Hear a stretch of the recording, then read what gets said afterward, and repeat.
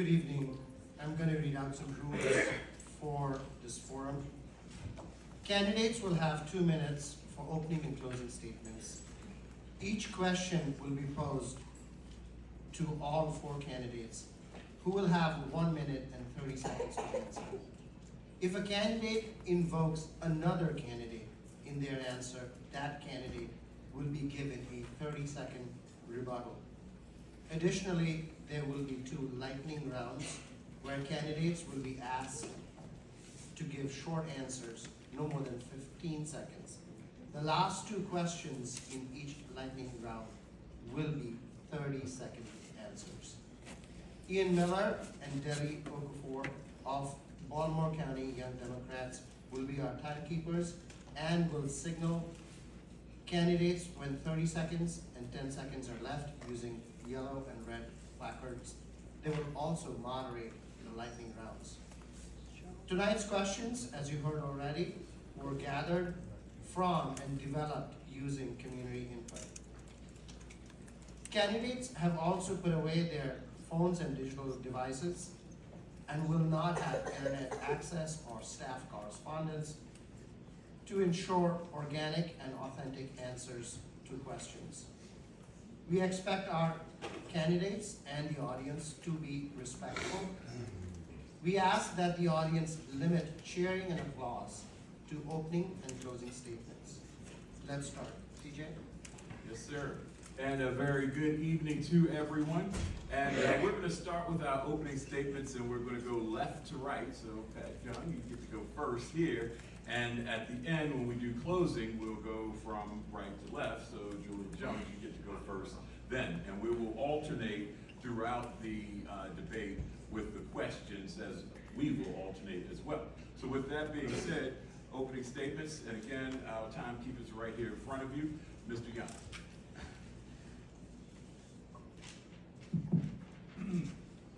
Good evening, everyone. I'm Councilman Pat Young, and I'm running to be your next county executive. I would first like to thank the College Students for Democracy, as well as Baltimore County Young Democrats, and UMBC for hosting us tonight. So I've had the distinct pleasure of representing the southwest side of Baltimore County for the last 10 years in the Maryland General Assembly, but as well on the Baltimore County Council. It has been a distinct honor to represent the area that I grew up in, the only home I've ever known in Baltimore County. And growing up here, I remember feeling pulled away, feeling that there was more to just my town, more that I had to give, and looking for other answers and other places to go. And I didn't think it was in college, so I decided to join the United States Marine Corps right out of high school. At that time, it was 2 months before September 11th, and my joining during peacetime then turned into 4 years of a combat tempo where I served 2 tours in Iraq. I came home and realized that I was wrong. College was for me. I had the opportunity to utilize the GI Bill and went to Towson University, where I helped start their Veterans Center, and looking for more opportunities to serve, something bigger than myself. Serving veterans around the state of Maryland led to me eventually running for the House of Delegates in 2014, where I knocked on 9,000 doors and ended up winning by 34 votes. That's what it took. Engaging with regular people, going around this county and going around the district to recognize that my intentions were pure, but also my experience was wide. And that I could stand back and recognize that while I was starting a family, that my experiences growing up in Baltimore County were the experiences of not just me, but the experience I wanted my children to have. I currently am married to my wife, Megan, and we have 2 boys. Some would say Megan is the better young, but that's okay. It's my reason for being here today is thinking about their future and thinking about what opportunity I can provide to make sure that my sons and their diverse group of friends have the same opportunities that I have, so when they have the opportunity to walk through a door and provide their skills to serve Baltimore County, that they can do so. Thank you for the opportunity. Look forward to the rest of the debate. Thank you very much, Mr. Young. Now, Mr. Nick Stewart, you're up next. Check. Friends, I love this county. I really do. And I know that is why you are here too. I was raised here, and my wife Katie was here. We're raising our 4 kids here too. You know, but this county we love is in crisis. It's an affordability crisis. We have first population loss in the last 100 years in Baltimore County. We have the most expensive time to buy a home based on income in our county. We have incomes that are falling for 7 straight years in a row, and 74% of our kids in Baltimore County public schools are living in poverty. We cannot keep doing what we are doing. We have got to break from the past. It is time for a new type of leadership that's able to write a new chapter in our story, one that is far more affordable and inclusive and modern for everybody. Friends, we're up against it, that's true, but I have never been more hopeful than I am right now. And that's because crisis can mean real change if you have a plan to get there. And so I'm hopeful because we have that plan. I have spent my whole life working on the issues forming the basis of this crisis. Vice chair of the school board, the Workforce Development Board, the Southwest Community Development Corporation. I formed my own advocacy group to fight for housing and revitalization.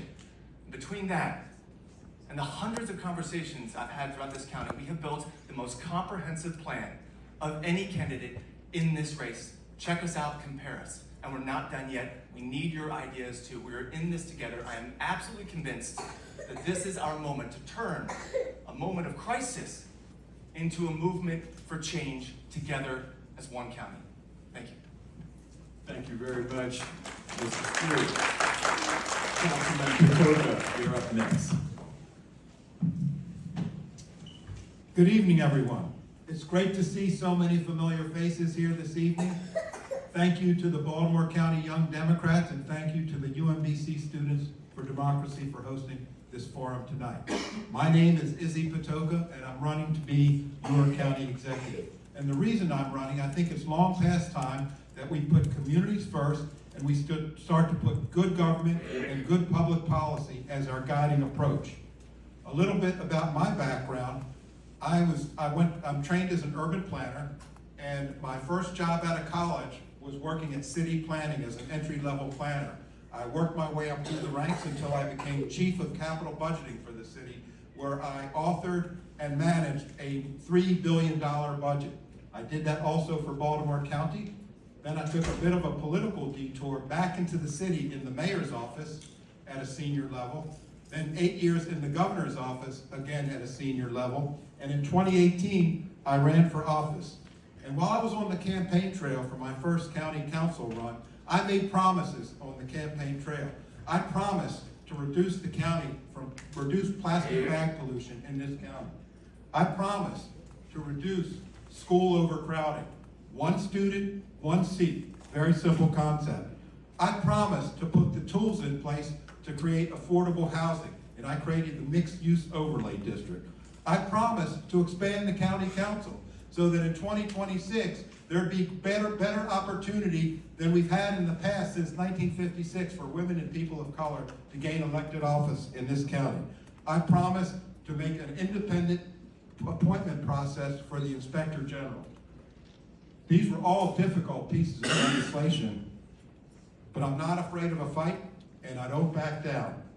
And as county executive, I'm going to fight for you. Thank you. Thank you very much, Councilman Patoka. Councilman Julian Jones. Yes, thank you so much to all the organizers for putting on this forum. My name is Councilman Julian Jones, and we are in some troubling times here in Baltimore County. During the last 4 years, we've lost population 3 of those years. 5 years in a row, we have lost, income has gone down. And now we sit around and could not afford to pay our teachers and other support personnel in the schools the money that they negotiated in good faith. And then it seems as if we are at war with the White House. The White House right now today, under the Trump administration, owe our schools somewhere in the neighborhood of $13 million. They have laid off literally thousands of federal workers. And as I sit here, they are holding food assistance away from children and seniors and women. So my friends, I've been on the fire department for 32 years. And one thing I know is a 5-alarm fire when I see one. And right now, we are in a 5-alarm fire.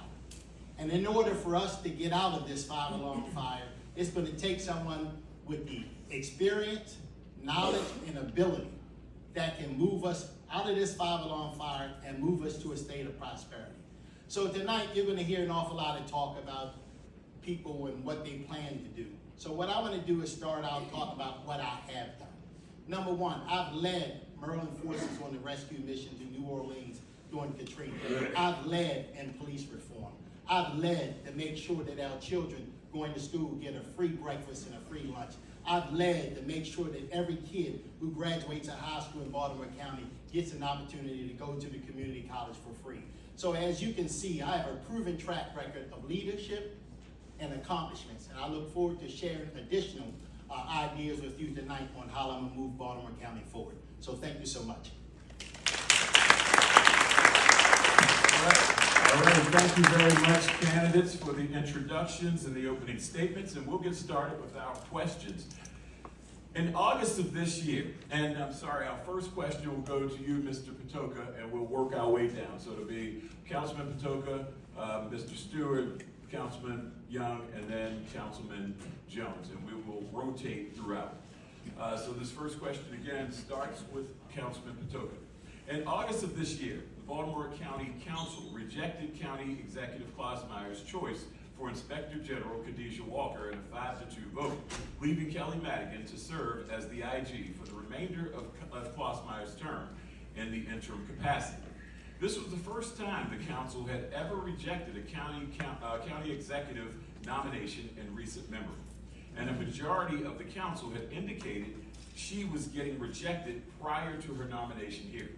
Councilman Patoka, you voted against Ms. Walker, and Mr. Stewart, you indicated you would have as well. Councilman Jones and Young, you voted for Ms. Walker.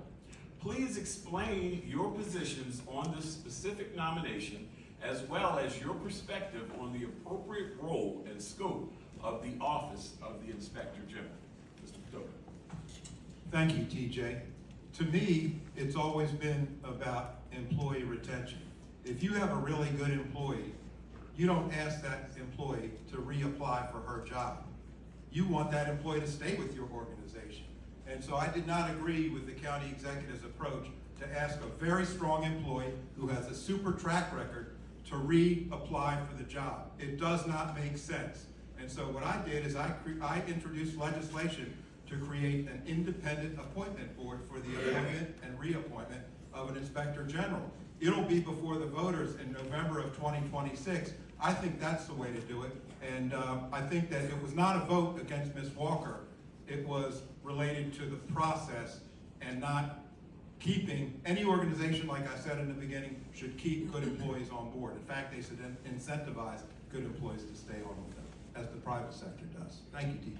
All right, thank you very much. And just as a reminder to the candidates, again, in this portion, you have 90 seconds, a minute and 30 seconds for these questions. And if your name isn't voted, you have the rebuttal opportunity. With that, Mr. Stewart. So I think the truth is this. This county struggles with transparency. I think we have to move and operate with radical transparency in this county. We spend so much time trying to move in the other direction and seeding this sense that we're not to be trusted in our county. This is a brand that we have got to break from. This cannot be our future. As much as it might be our past, we've got to find ways to break from it. We were told that we had to conduct a national search by law for an inspector general. That was wrong. We were told it was going to be an independent process. Well, it turns out that the appointee's boss was on the final panel. And we were told that this individual had 21 years of inspector general experience, when that wasn't the case. Whether they were qualified being an auditor or not. We're in the weeds, yes. But the truth, and when we focus on the things that need to be occurring in Baltimore County, not this, I would have reappointed her and allowed her to finish her work. We have so many things that need focus and attention. And this is one of many debacles that happened recently on this county council. From the way that the county executive was appointed, to the maps that we drew behind closed doors, to the secret settlements that we're entering into with a high-ranking official. We've got to stop doing this. We can, we just have to choose it. Thank you very much, Mr. Stewart. Councilman Young. So, my choice to vote for Ms. Khadijah Walker came from a number of things that were already referenced by Mr. Token and also Mr. Stewart. There was talk about what the county executive was supposed to do, what she had to do, and what other people believed that she was compelled to do by the law. And there was ambiguities related to it. Honestly, I didn't see how there would be anybody that would come before us other than the current Inspector General, but that's not what was sent to us. And in terms of the law and what the role of the county council was, and in terms of any role of an elected official, and the expectation of a constituent, of residents, to be a fair arbiter in making a choice and making a vote. And unfortunately, where a majority of the council had made a decision before we even knew who was being sent to us, that they would only vote for one person, it's hard to say that that process is fair to whoever that person is. And while there were obviously voices that were loud in one direction, in my district, I was hearing a mix of folks that were asking to reappoint the current IG, who wasn't sent before us, and then another group of voices that were just asking to treat the candidate fairly. And it was clear, with all the ambiguity related to the county executive, it was clear what my role was. Is the person that was sent to us able to do the job effectively and to the standards that are expected by Baltimore County? The answer was yes. So I chose to vote for her. And I still stand by that vote. And appreciate the opportunity to explain it. All right, thank you very much. And no, Councilman Patoka and Mr. Stewart, your names were brought up in that. We'll give you 30 seconds if you like, but we're going to Councilman Jones first. Well, thank you so much for the question. To be quite frank, it was a dark day in the history of the Baltimore County Council, because the reality is the county executive has an opportunity to appoint people to various positions of leadership in the county. It doesn't matter what her process is. She can flip a coin if that's what she chooses to do. And the reality is, Ms. Khadijah Walker came to Baltimore County. She thought that we were an equal opportunity employer. She went through the process. She came out on top, and folks decided to play politics and come up with every excuse in the book. Whether she lived too far, whether she was an auditor, whether she was this. She had 22 years of experience as an inspector general at the federal level, and they came up with every excuse in the book to decide they wasn't going to vote for her. And then they said, oh, we're not going to play politics, we're going to do something else. Let me tell you something, that's all it was politics. It was shameful. Our job on the county council is not to select the person or choose the person. Our job is to confirm whether the person is qualified for the job. That is our job, not to second guess the county executive. So in this particular case, there was a process, whether you like it or not. A person came out on top, and then members of the county council chose politics over their jobs. And for the first time in the history of Baltimore County, they rejected a nominee from the county executive. So I feel very good about voting for that nominee. Thank you.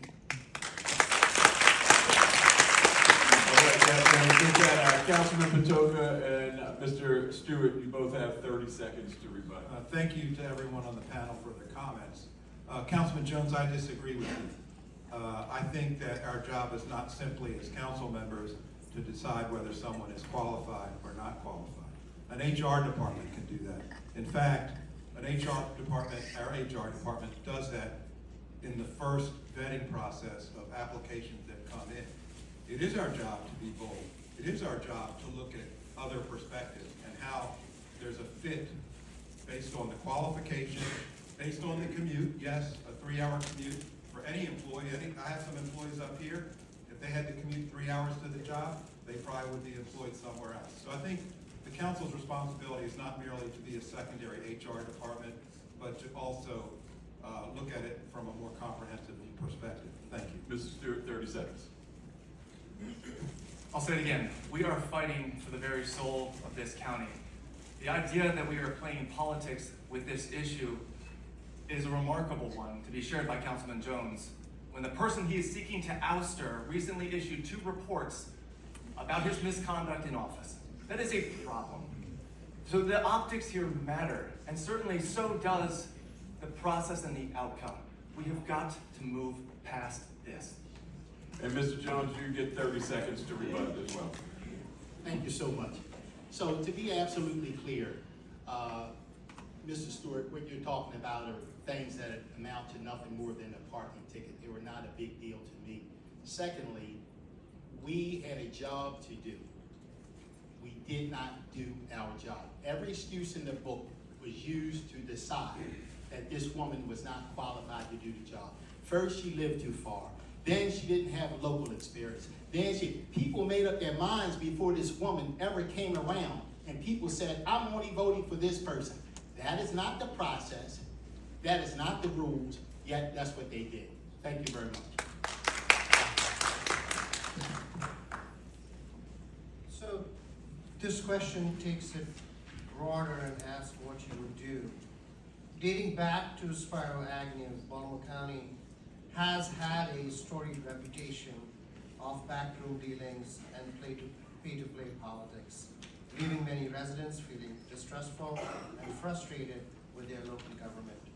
As county executive, what would you do to increase trust, accountability, and transparency in our local government?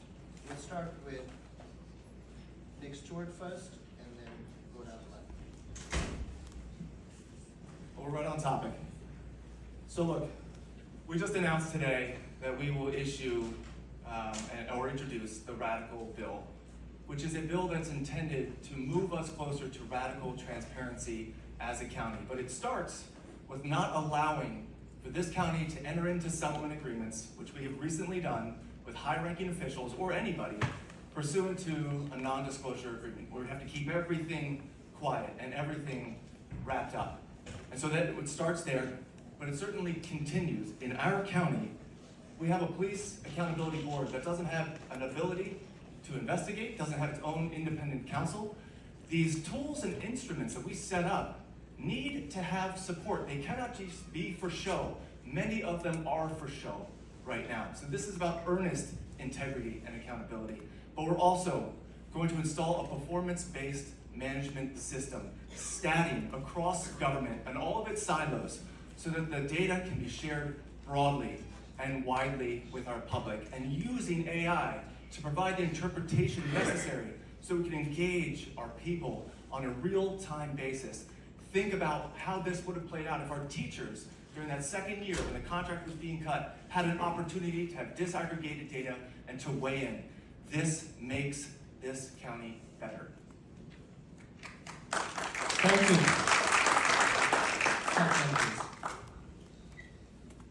So for starters, living the values of transparency and inclusivity.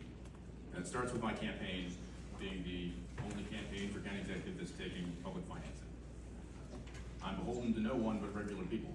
I can't take contributions from businesses, from PACs, from developers, from organizations other than individual people. They can live inside and outside the county. But at the end of the day, living the value of people, that I'm beholden only to the folks that live here, and that my choices are influenced by you alone and by our communication and coordination together on what makes our lives as a county better and moves us together forward. Now, in terms of what I would do as the county executive, I know from my experience in government that the system's set up to be engaged with. And the greatest check that we have to preventing corruption, to holding our elected officials accountable, is your engagement and providing every opportunity for you all to engage with local government at every level. When it comes to our commissions, when it comes to engaging with decisions that are being made, when it comes to the permitting process, and making these things accessible like we used to be. But making sure that when you have an experience with Baltimore County government, that it isn't stifling, it isn't dragging on, that you can get to an answer to make something better in your community by engaging with a real person, trying to find a real answer, so that you know that you had a role to play in making things better in your community and your government, and as your county executive, providing every opportunity for you to do so and participate. Thank you.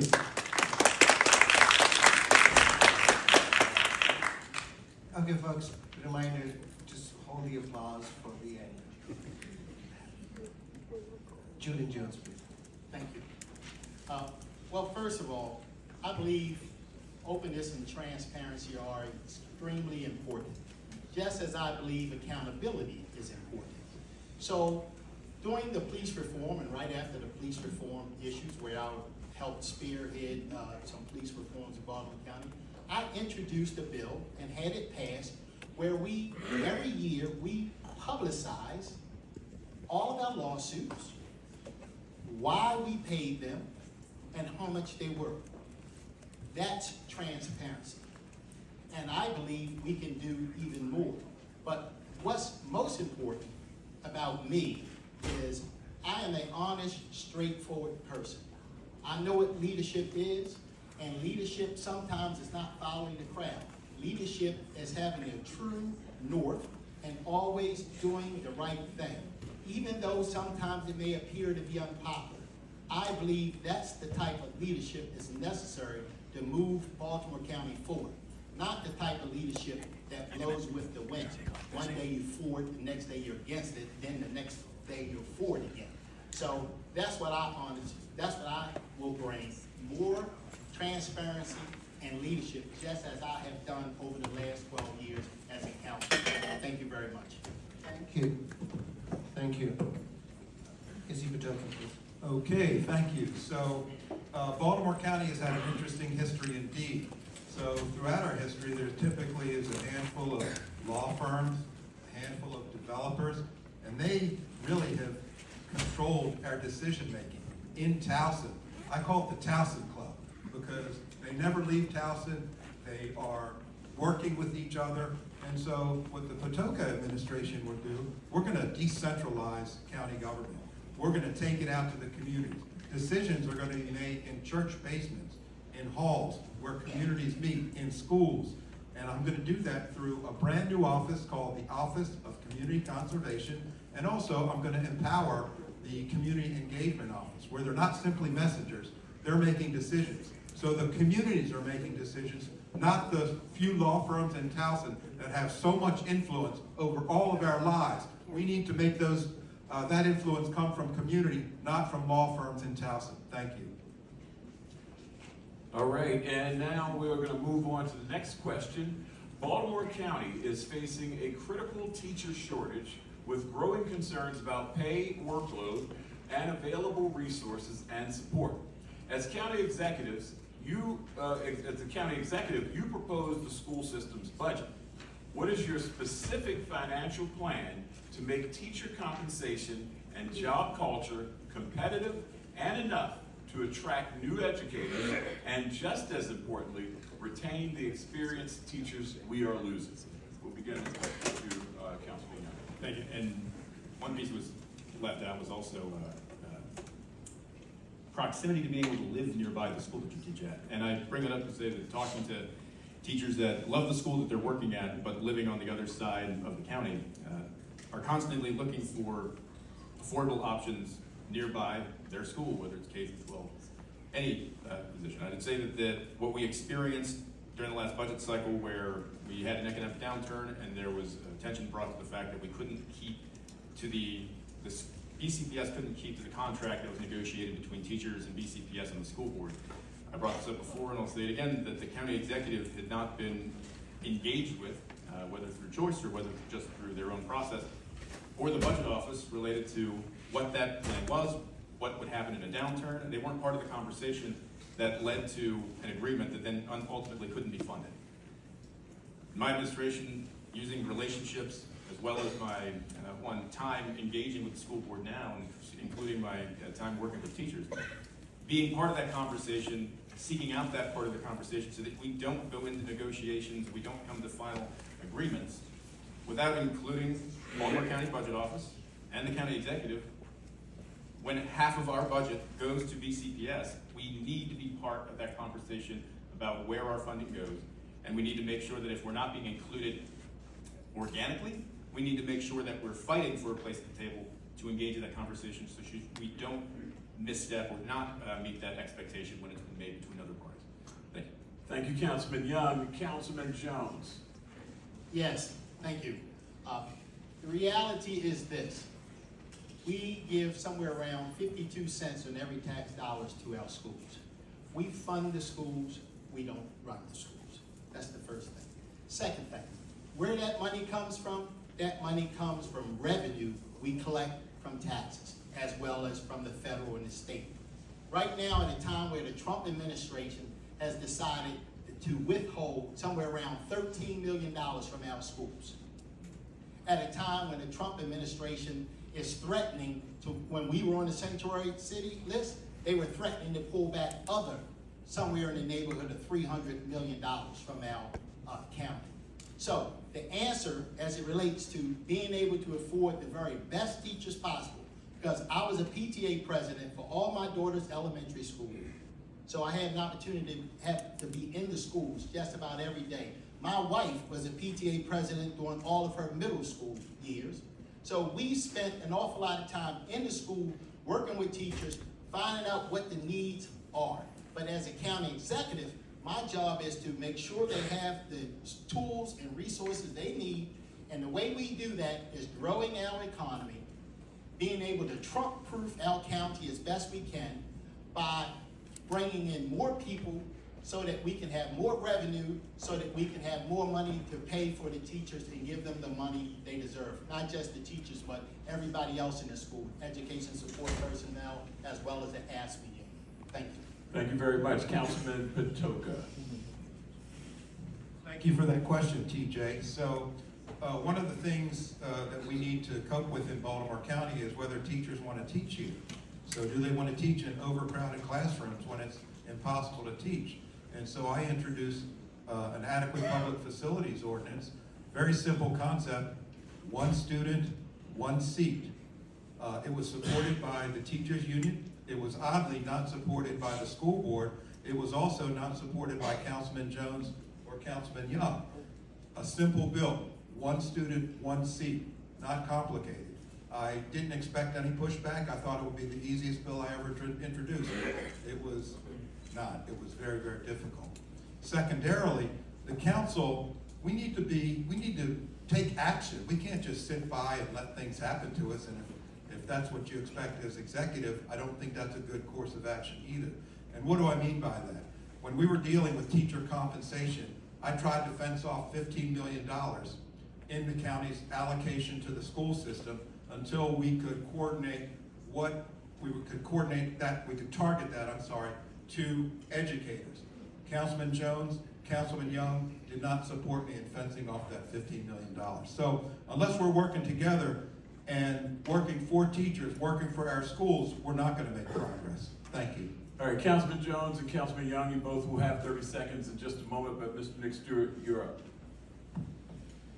So just with respect to the bill that Councilman Patoka is speaking to, this is the Adequate Public Facilities Ordinance. It is a housing ban. It is the same housing ban that Montgomery County just overturned unanimously about 2 years ago. We're doing it wrong in Baltimore County. And this idea that we only fund the schools and it is hands off is wrong. We are the biggest champion. The county executive should be the biggest champion for public education of any person in this county.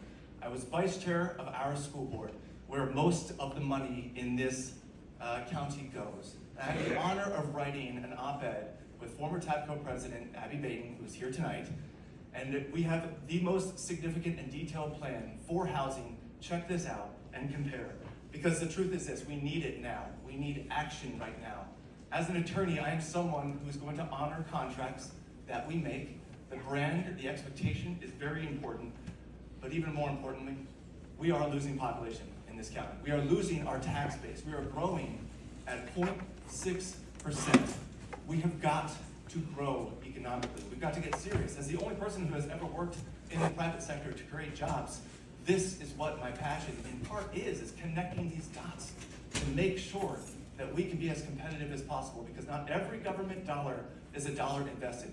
But in community schools, it returns between $9 to $15. In early childhood education, returns between $4 to $7. Let's focus on the things that create value.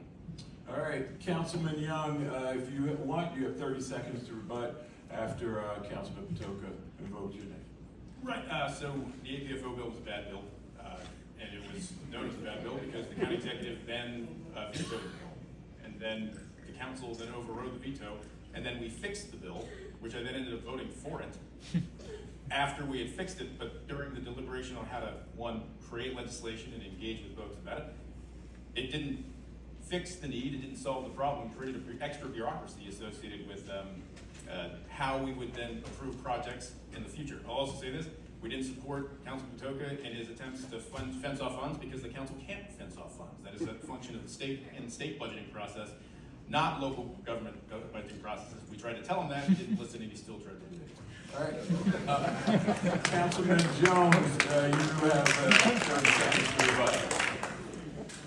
Thank you. So first of all, to be very clear, the Adequate Public Facilities Bill was nothing more than a housing ban.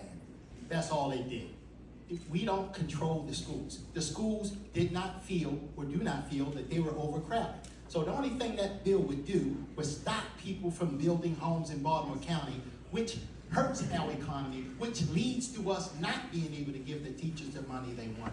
Unfortunately, people like playing politics with little simple stuff, playing games, as opposed to being sincere and serious about running Baltimore County. So thank you. All right, Councilman Patoka. Thank you.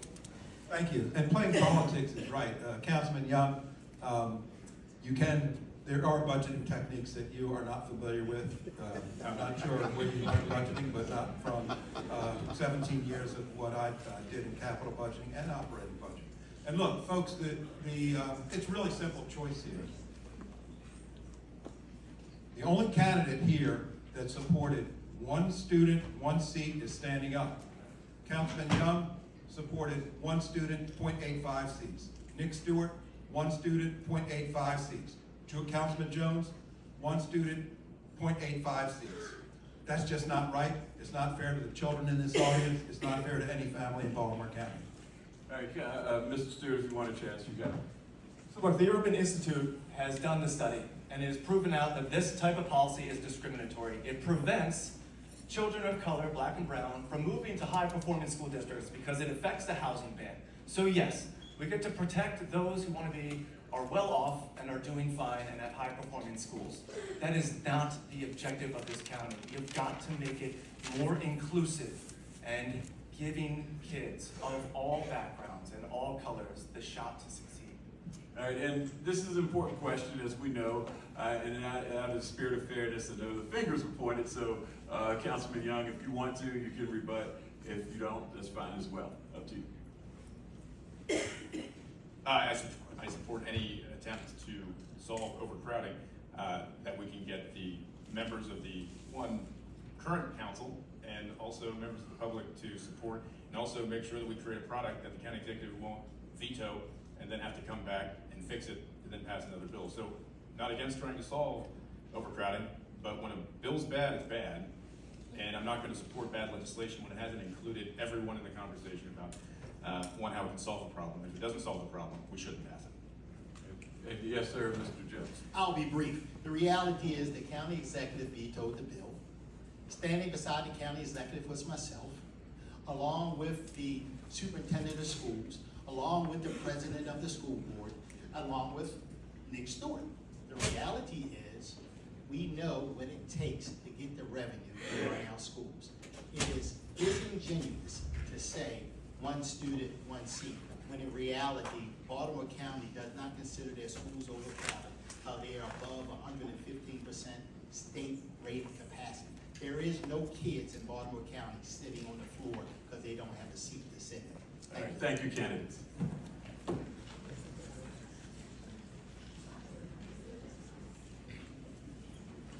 Baltimore County is experiencing tightening fiscal outlook amidst shrinking and aging tax base, cuts to state funding amidst Maryland's budget deficit and federal funding loss and mass firings by the Trump administration. Simply put, new revenue streams will likely be necessary to maintain current services in the near term. Will a tax increase be an option for your administration? Will you keep it on the table? As you balance the budget, which areas are your priorities and which areas do you plan to cut back And we'll start with Julian Jones, please. Thank you. I have fought very hard to make sure taxes continue to be low because I am very respectful of the citizens' money. There are a lot of people that are just have their nose just above water. So I have no intentions of raising taxes. What I intend to do is to get serious about growing our economy, making sure that we are all on the same page and understand that in order for us to grow our economy, we must fix our permitting process. In order to grow our economy, we must take our economic development and instead of sitting here in Baltimore County waiting for people to show up, send them out into the world to tell everybody what the great things we have here in Baltimore County so we can bring in more resources. And then the businesses that are here, letting them know that we appreciate them, letting them know that we are here to be supportive of them. That's how we grow our economy so that we can afford to take care of our children and make sure that we continue to keep everybody safe. So my main priorities, of course, will always be public safety, and number 2, education. And then, of course, recreation, giving people things to do. But the reality is that only happens when we grow our economy.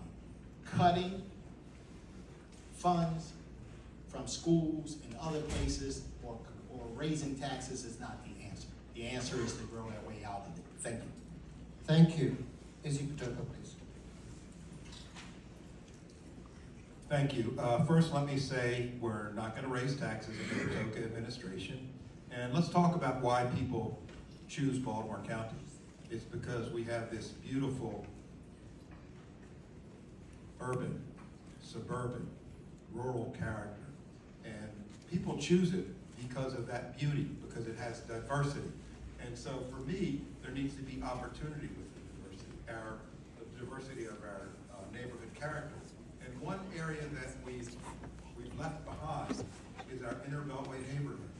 You know that there's not a standalone rec center inside the Beltway from Woodlawn to Rosedale? Not one, where hundreds of thousands of people live, where tens and thousands of children live, probably 100,000 children that need recreational space. So that is my priority. And also those neighborhoods just outside the Beltway that are now aging in place. We're going to also incentivize growth in those areas. How are we going to do that? Through a zoning tool. I created a mixed-use overlay district to allow for vertical zoning. Typical Euclidean zoning is space next to space next to space. It's horizontal. What I have done is created a tool to create vertical zoning that combines office, retail, and residential all in one vertical plane, all in one footprint. It's the way of the future. It's what planners are doing across the country, and we can do it right here in Baltimore County. Thank you. Thank you. Nick Stewart. All right, lots to say. But first and foremost, Donnie Olszewski did try to greatly expand the amount of mixed use in this county. It was vetoed, or at least voted against. And so he tried to invent a tool that we could use to modernize our county. It is integral to the success here. No, I think taxes are the wrong direction. And also, we have a former councilman here, Tom Quirk, who was leading the way on this conversation that we are going to be in fiscal crisis, and he's right, we are. And now we are growing at 0.6% GDP. Other counties our size are about 5% or so. The difference that would make as far as tax revenue is of a great magnitude. But in order to get there, we are looking at housing, started my own housing and advocacy group, revitalization group.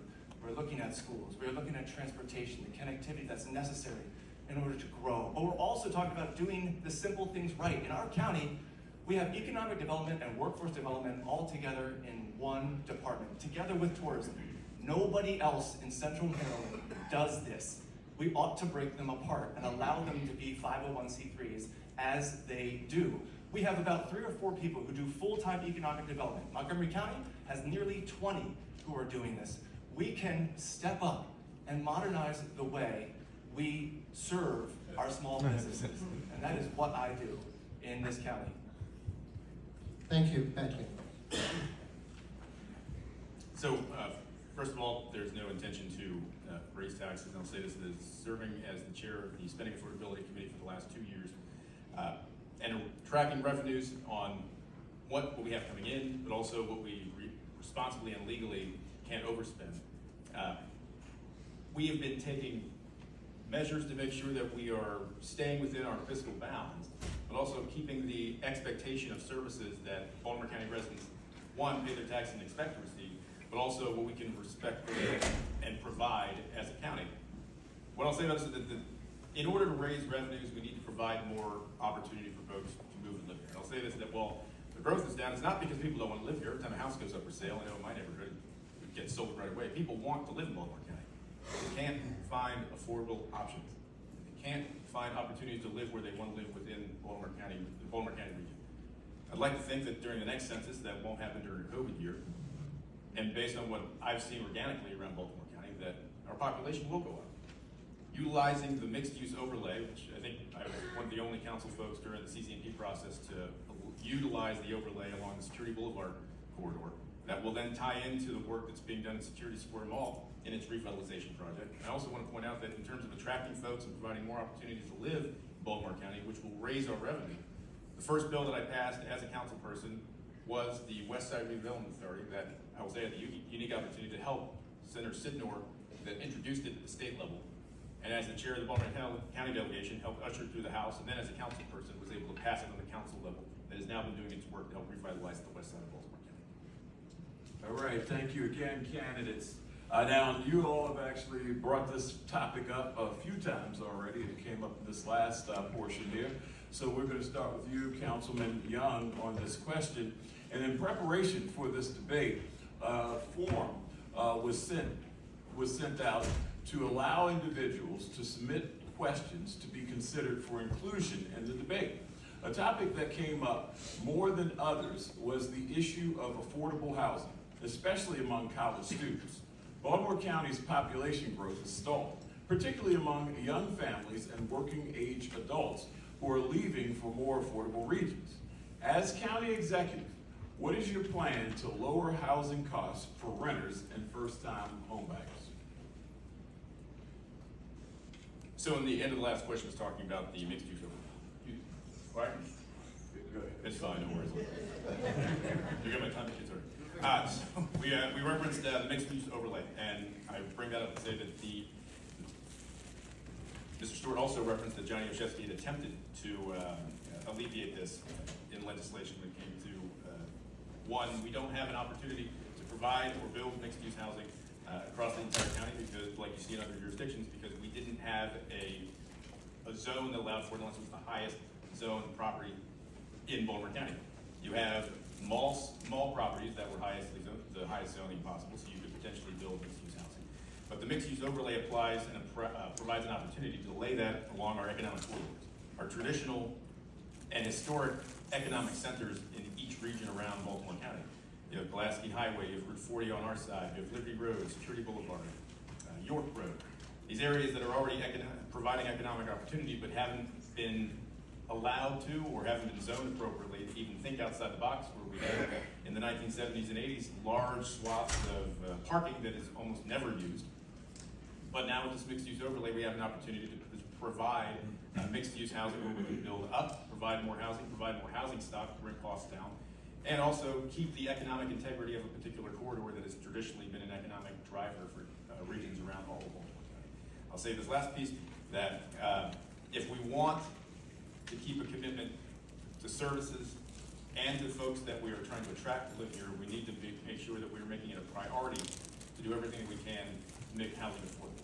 And under my administration, I plan to work with our Department of Housing, but also all partners that are involved in this fight now to make sure that we can keep that promise to everyone that decides to move here. All right, Councilman Jones. Thank you. Housing is extremely important. I have spent close to 40 years as a realtor here in Baltimore County, working with families, understanding the challenges that they face as it relates to trying to purchase a home and live the American dream right here in Baltimore County.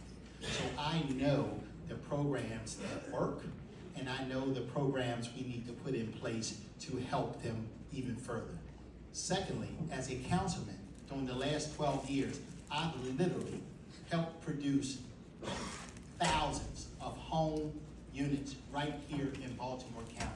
So I just don't talk about it, I've done it. And when you look at Owens Mills, when you look at a dead mall, that's Mill Station, now it has hundreds of apartments. You look at Metro Center, a parking lot, now it has hundreds of apartments. It has a Marriott that pays us somewhere around $1.3 million a year in taxes. You look at Foundry Road, dead Solo Cup factory, again, hundreds of apartments. So I've been working hard to produce housing here in Baltimore County.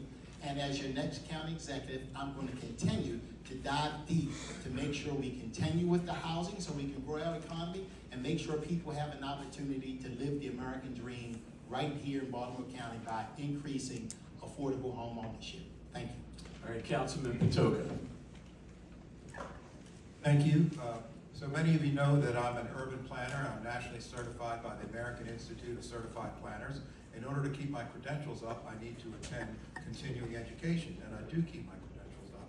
And so I go to webinars and information sessions with planners across the nation. And what we've concluded, planners in my profession, is that every jurisdiction, their zoning code is obsolete because the basic pillars of the zoning code, retail behaving in a certain way, retail hasn't behaved as it did when zoning codes were formed in 25 years. Office space has changed dramatically post-pandemic. Residential has changed because people are working from home.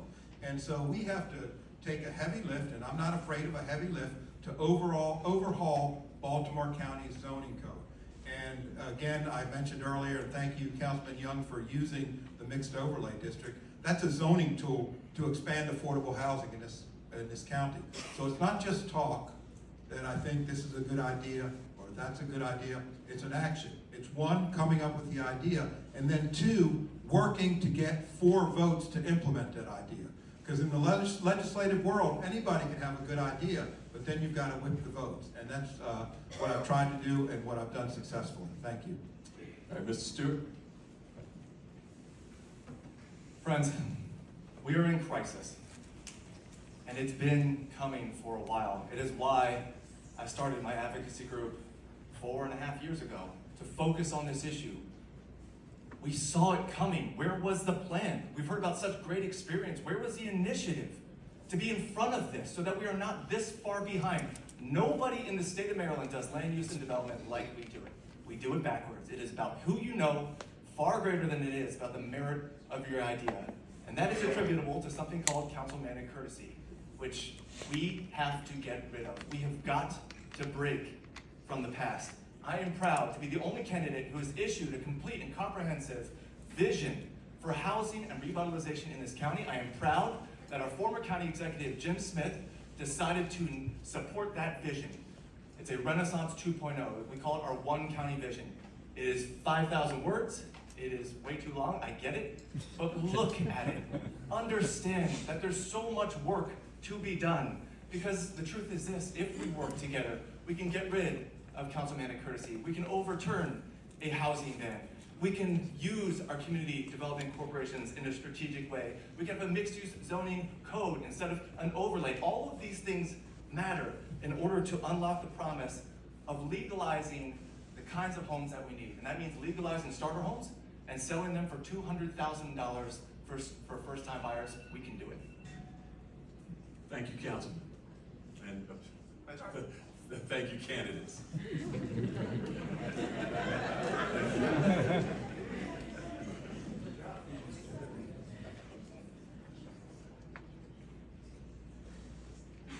So we'll start the next question with Izzy Patoka. In 1967, Baltimore County's urban-rural demarcation line, also known as URDL, was created to concentrate growth in areas where public infrastructure like water and sewer already existed, while preserving farmland, forests, and open space in rural parts of the county. Today, roughly 1/3 of the county's land lies inside the URDL, housing about 90% of its residents, while 2/3 remains largely rural outside of it.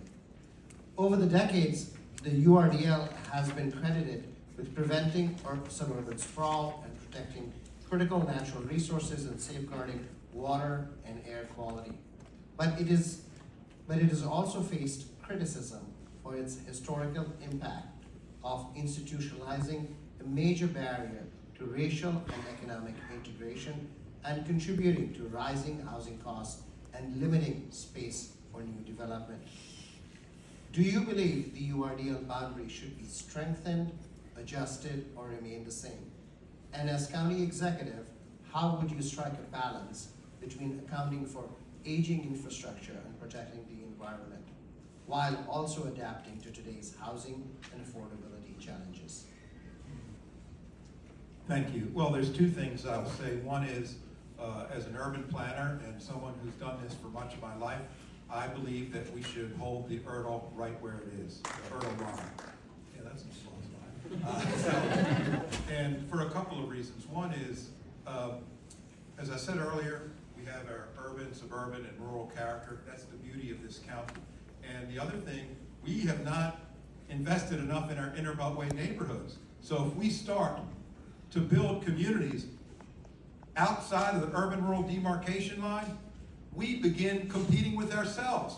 Because right now we have inner beltway neighborhoods, hundreds of thousands of people that don't have rec centers, that don't have senior centers, that streets are crumbling, sidewalks are crumbling, and now they're gonna compete with the people that, the influential people that are building new communities in the exurbs, outside of the URDL, at the same time with the potential of contaminating our water supply. Remember, folks, that's where our water supply is. All of us drinking water, that's where it comes from.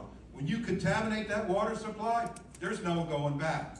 And so I think it's good planning, I think it makes sense, and I think we create opportunities through creative zoning, like the mixed-use overlay district, and not compete with ourselves, inner beltway versus the exurbs. Thank you.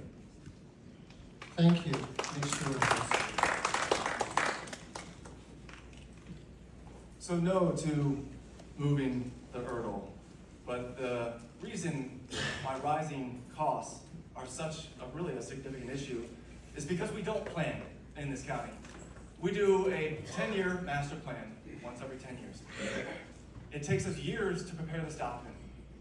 And then, sometimes, we have a comprehensive rezoning after it. That's what happened this time. You know how many times it was mentioned during the process of 400 to 500 different zoning issues and decisions that were being made? Almost none. And that's the issue here in this county, is we don't hold ourselves accountable to the plans that we have made. And yes, part of the issue with expanding the URDL is it represents an escape valve and allows us to overlook our World War II, post-World War II communities and trying to work with them, creating a countywide redevelopment authority, Senator Sidner, and ensuring that we maximize the community partnerships that exist, like the Baltimore Innovation Cohort that exists in Baltimore City, or looking at Glen Burnie and how they tied their workforce housing together with the hospital campus that is there, which is now experiencing a rebirth of its own. All of this is available to us. And on the environment, in Montgomery County, they redeveloped a massive parcel. It's called Pike and Rose. And in so doing, they reduced stormwater runoff by 80%.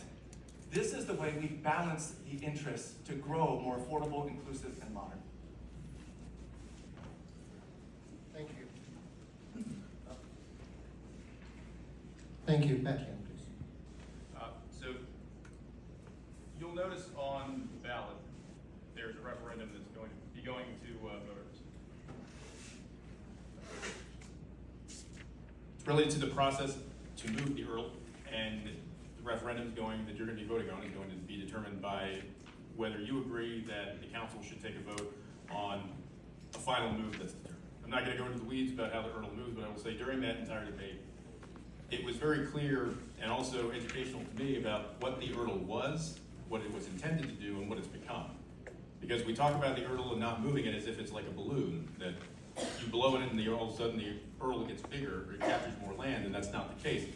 It's only based on property that's outside the URDL and whether a property owner wants to then change their zoning. That would then be a zone that's not allowed outside the URL, and then it would go to the planning board to then change the URL line to capture that new property. And it's not about whether it should move or not, because that doesn't fall at any point to the county executive. I'm not advocating for the expansion of the URL. What I am advocating for is, after going through that process that got the referendum that's going in front of you, that you'll be voting on next November, there needs to be comprehensive education for everyone that lives in Baltimore County about what it means and what it doesn't mean, because it was shocking from the folks that came out to talk about what the URL, they thought the URL was, and to leave these communities alone on the inside of the URL. Let them take care of themselves. We're fine out here, rather than thinking of Baltimore County as a whole, inside and outside the URL together. And that's what we need to have a conversation about related to the URL and how it's. Thank you. Julian Jones. Thank you. I believe that I don't have any intentions of moving the URL in terms of wholesale. Now, over the years, there have been little bumps and little bumps. If you look at the map today, in reference to the URL, it looks a little different than the way it looked in '67, because there are times when we have to make little expansions.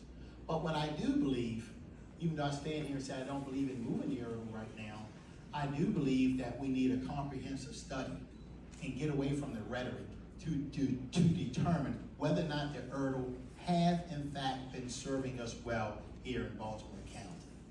Because the reality is, the folks inside the URL, your taxes take care of the folks outside the URL. So that's something that we need to come to grips with and get away from all of the rhetoric. Now, I'm not saying I'm here to move it, but I do believe it deserves a study. And I think, as it relates to the measure on the ballot, it is short-sighted to somehow try to tie the hands of future administrations who may be faced with all sorts of issues. And they may have to decide to move that hurdle to get more revenue, to get more housing, to give people an opportunity to live the American dream right here in Baltimore County. So we should not somehow tie the hands of future administrations. So when you see that measure in the ballot, vote against it. Thank you very much. All right. Thank you, candidates. And as a note, this will be our last question before we go to the lightning round. And then we'll have a very brief intermission when we go to that. So this will be question number 7 again before we go to the lightning round. And then we'll have a very brief intermission, let people stretch out, go to the bathroom, drink some water if necessary. So with that being said, this starts with you, Mr. Stewart. Okay. Data centers have become a major economic development issue across Maryland, but they also raise concerns about noise, energy use, water-free demand, and transparency in the approval process. Around the country, these projects are increasingly becoming a hot-button issue. Recently here in Maryland, the Prince George's County Council passed legislation pausing all data center construction, citing resident concerns and lack of regulation. What is your position on data center development in Baltimore County? If these projects are to be pursued, what will you do to ensure they are done so responsibly and with meaningful community input? So I think it's the last piece that matters the most, is community input with respect to data centers. But we have, and our governor has issued direction that this state needs to lean in to artificial intelligence and the wave of AI-powered technology and its potentiality and promise. But this idea that we're going to make all of our county or all of our state just a series of data centers is wrong. I don't think we've dialed in quite what it needs to look like, both with respect to environmental concerns, energy generation, community input, and the whole process for bringing those projects. Now, in other states, they have started, because of their regulations that are more modern, to be able to say, in a limited capacity, we're going to have data centers, and we'll ensure that they are self-sustaining, or that they only need a very little amount of energy. But the truth is this: I think we saw how bad this has gotten with respect to the Piedmont project, and the fact that now Maryland is giving up its territory in order to allow for those wires to go through to power Virginia data centers, and that we have to pay for. We haven't figured this out yet. I would I would express caution as we move in this direction. Mr. Young?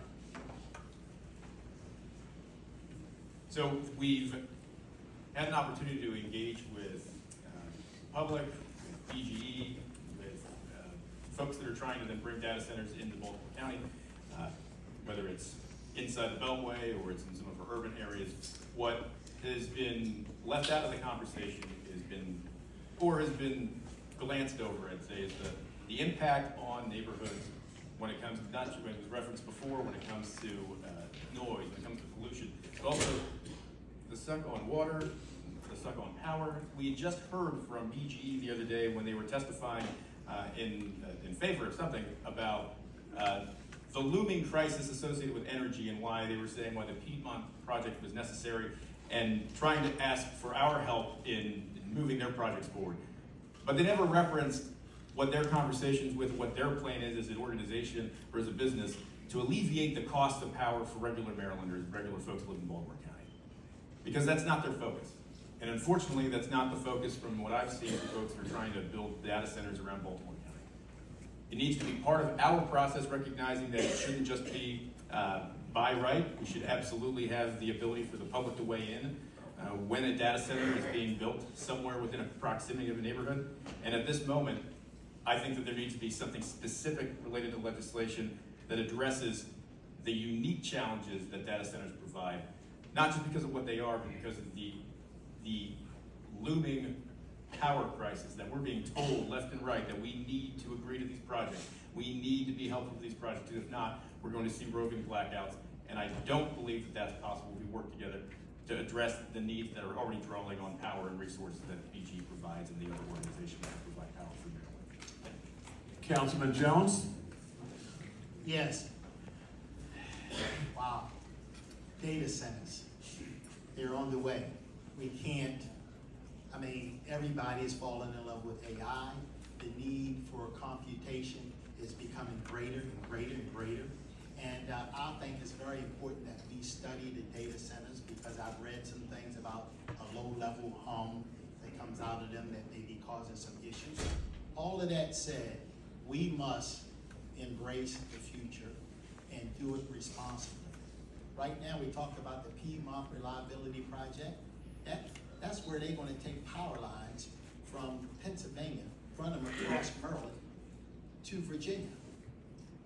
Now, whatever jobs that comes along with the data centers, it's not as big as maybe a warehouse, but whatever jobs that come with them, I want those jobs to be here. I want people to be able to live the American dream right here in Baltimore County. I want us to take a serious look and fight BGE and anyone else who decides that they're going to basically milk the system, the citizens of Baltimore County, as it relates to exorbitant energy costs. The reality is, right now, BGE, who delivered the energy, they have to buy from Pennsylvania. They set the price, and then BGE tells us what it's going to cost us. But the big thing is, they require us to pay for those infrastructure improvements, yet we don't participate in their profits. Thank you. All right, Councilman Patoka. Thank you. So you heard me say earlier that our zoning code needs to be overhauled in terms of residential, office, retail, industrial. I don't think data centers are mentioned in the zoning code. And I think that is something that's, as Councilman Jones said, that's something of the future. And so as part of that overhaul, we need to address what are the issues and what are the complexities and the nuances related to a data center, and how do we fit that into our zoning code so it works for Baltimore County and so that it works for the neighborhoods and communities that are near that data center. I will say in terms of the Maryland Piedmont Reliability Project, so it's very interesting, that whole project, because what they're asking us to do here in Baltimore County is to be an extension cord. An extension cord from Pennsylvania to Virginia. Well, I don't think our county should be an extension cord. And so not supportive of that project. And I will say that I'm one that's not in love with AI. because when AI results in a kid waiting to get picked up eating a bag of Doritos into being tackled by police officers, that doesn't work for me. So I'm not in love with it yet. Thank you. All right, thank you, candidates, and we're going to move on to our lightning round. And this is an opportunity to be like icebreakers, but some serious questions as well. So a little levity, but also some serious questions here. And remember, candidates, you have 15 seconds, no more than, to give short answers. And the last two, you have 30 seconds. So we're going to turn it over to Ian for those. All right, thank you so much. Councilman Jones, we'll start with you and go left to right, alternating who gets asked first. What's one hobby or activity that keeps you sane during campaign season? Sitting back, reading emails, watching the news. No, but really, I would love to do more camping, but unfortunately, I don't have the time to do it right now. Thank you. Hello. I must admit that I do like door knocking. And so it's a stress reliever because it's totally within your control. But I also like watching clippets of a really stupid show or movie when I have it. I like trying to, if we can, find a little time to move, and suffering on the treadmill with my best friend Tom, who's here, is the way that typically works. My boys are 10 and 6. They've gotten deep into baseball, and lucky for me, they reminded me of how much I love collecting baseball cards as a kid. So honestly, I've been back into baseball cards recently. Councilman Patoka, will Lamar Jackson win a Super Bowl? Absolutely, absolutely. Great answer. There's only one answer here. Let's go. You know, I was going to say, we're all agreeing on one thing. Yeah.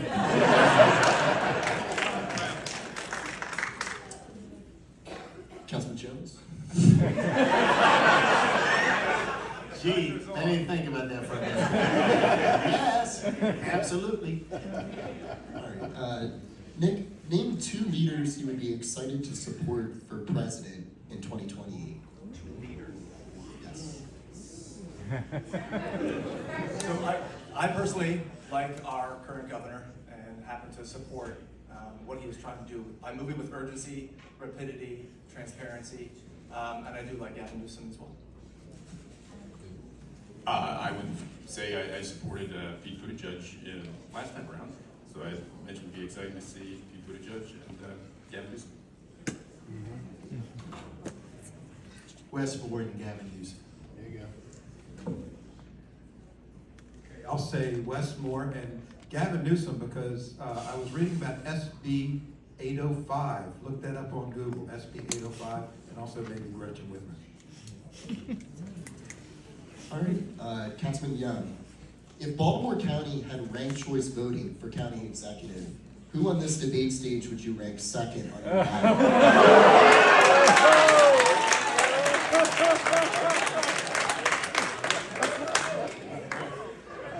Amazing question. To ask, but we're all sitting next to each other. Julian Shefflins. Yeah, I think I would definitely pick Pat. I'm going to even things out. I'm going to say Dick Stewart. Sorry, Izzy, but I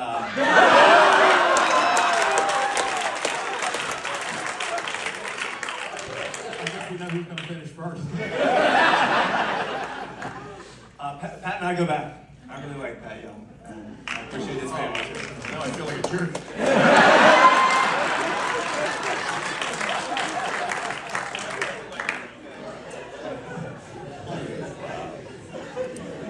Now, shifting gears back into more substantive material. Unlike surrounding jurisdictions, Baltimore County government does not raise a pride flag or host a pride event in June. Will your administration commit to doing so, Councilman Jones? Yes, I think there's an awful lot of things we can do in Baltimore County. I feel as though we have conceded so much to Baltimore City, but I think there's so much more we can do right here in Baltimore County. Thank you. Well, Ian, I think you read my closing remarks, because we're gonna have an LGBTQ plus commission, and we're gonna have a Pride Festival right in Towson, a real Pride Festival. Thank you. So I'm in support of both of those things. Howard County has a wonderful commission that does great work and is funded. We ought to be catching up to that. I will also have a Department of Human Rights and Equity, which will focus on these issues and how they affect all of the silos of county government. It is critical. We've got to play catch up. Short answer is yes, and we also have multiple opportunities to recognize the diversity and culture that exists in Baltimore County, and look forward as county executive to trying to do everything I can to highlight their impact, not just on county history, but also the direction of county government. All right, this one is going to be posed to all of you at once. Candidates, please raise your hand if you are willing to pledge tonight that your administration will not put a 287G agreement in place with ICE that would jeopardize local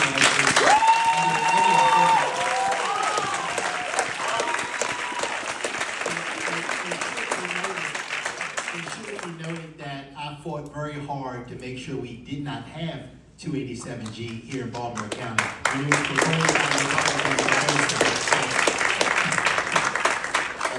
On that note, and again, for these last two questions, will be 30 seconds granted to each of you. We're going to head to intermission and take a quick break. On October 31st, the Department of Justice announced the Kathy Klausemeyer administration, the Baltimore County Department of Corrections, had signed a memorandum of understanding with ICE, effectively removing Baltimore County from the Trump administration's list of, quote, sanctuary jurisdictions, sparking confusion and protests. However, the county executive's office has insisted that no policy changes were made in this agreement, and it was necessary to clarify the existing policy since 2024 to protect the county's access to federal funds. Councilman Patoka, what is your brief reaction to this memorandum of understanding? It was very disturbing to me on Halloween evening, when the county executive should send out a note for people to have a safe and happy Halloween. Instead, we got a press release that we were cooperating with ICE, with people that wear masks and carry heavy armaments. And to me, that's unacceptable. In California, they passed an SB 805, which said it's the No Vigilante Act, and it targets ICE. So look it up, folks. Thank you. So for me, it was really alarming, but it's also concerning when we talk about this being consistent with peer jurisdictions, what they're doing. Why we didn't name them? Which ones are we talking about? Are we doing more than others because of what we've entered into? And why do we have to do this if this is exactly what we have been doing? I think this was a concern, but the truth now is making sure we support our immigrant community and those who are most vulnerable in this time of national pain by delivering the services where they need it most, including if they can't come out, coming to them to provide it. I think it's indicative of the way that Baltimore County generally operates, which is we have the authority to do something, we're not going to include people, and we're just going to tell you what it is after the fact, which is exactly why it was shocking to find out about it, not have anyone from the administration explain it or engage with us in this discussion. But beyond that, I believe that government is a backstop and is an opportunity to provide hope to its residents. And to engage in a MOU or whatever you want to engage with when it comes to an agency that has been working behind masks to conduct this operation is not legitimate and doesn't provide our citizens with the peace of mind that they need to have to engage with government to move our county forward.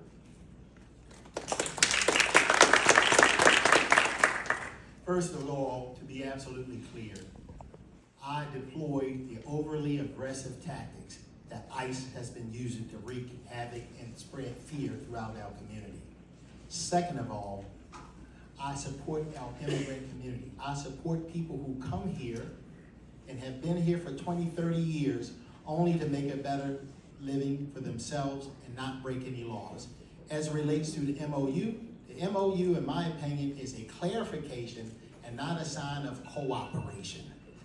Basically, that was because of the incompetence of the Trump administration. So now I believe that we should continue to support our immigrant community. And if I thought for 1 minute that MOU was anything other than what it is, I would be the first one to stand up and fight. I'll be the first one to demand change. So thank you. All right, for our final question of the first half. A 2017 executive order signed by Larry Hogan states, quote, executive agencies may not execute a procurement contract with a business entity unless it certifies in writing when the bid is submitted or the contract is renewed that it is not engaging in a boycott of Israel, and it will, for the duration of its contractual obligations, refrain from a boycott of Israel. In the 2018 County Executive Democratic primary, all three candidates came out in strong public support of this executive order. Additionally, in 2024, student government associations at both UMBC and Towson overwhelmingly passed divestment resolutions calling on their prospective institutions to divest from companies that were complicit in war crimes against the Palestinian people. With that being said, do you support this executive order remaining in place, or should it be repealed by Governor Wes Moore or overturned by the General Assembly? Please explain your answer. Nick, you're up first. Thanks. So I personally don't believe that is necessary. And I believe the truth is that we have to make decisions not only for what's best for our population, our citizens, and the way that they do business really in our jurisdiction, but there's a moral compass here too. And if people need to express their belief, and understandably that what is going on is wrong, then I think they should be able to do it.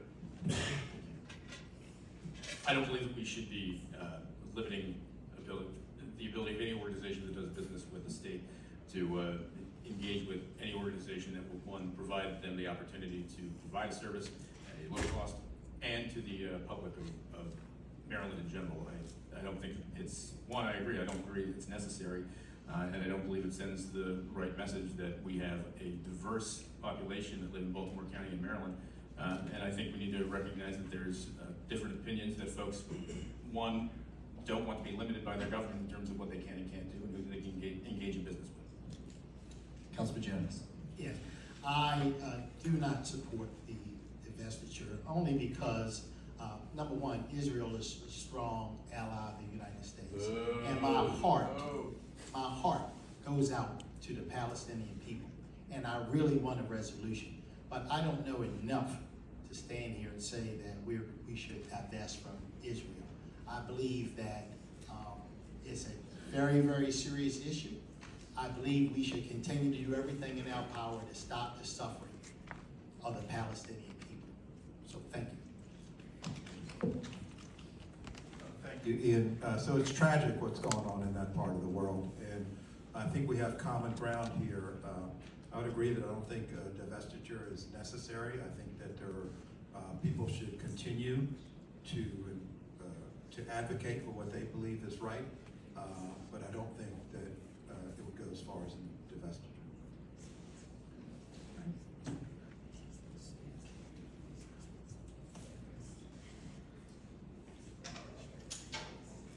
All right. We will now take a short 10-minute break. The rest It's the best crab cake in the Baltimore region. Depends on where I am, but I like the Windsor Inn, and I also like the G Inn. My wife says my kitchen. Second is Fangley's. I think it will be Fishmonger's Daughter that's opening up in Catonsville. Yeah, Fishmonger's Daughter in Catonsville, but right now, what's currently there, Ship's Cafe has an amazing crab. Second question, who is a woman outside of your family who inspires you? Like community leader. Community leader. You know about it. I think Sheila Lewis does an outstanding job leading the Villanova Community Association. Dr. Ellen Campbell, who fought for so much for Randallstown and the Liberty Road area and is an inspiration for what we're trying to get done.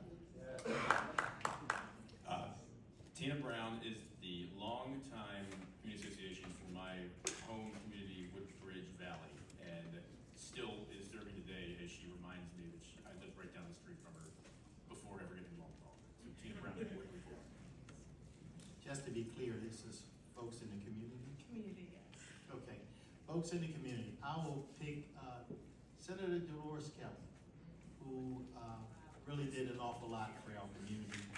She was one of the first African-American elected officials here in Baltimore County. So I think she's paved the way for all of us to follow. Where is the best place in Baltimore County to take someone on a first date? So it's not medieval times, which is what I tried to I'm sorry still to this day.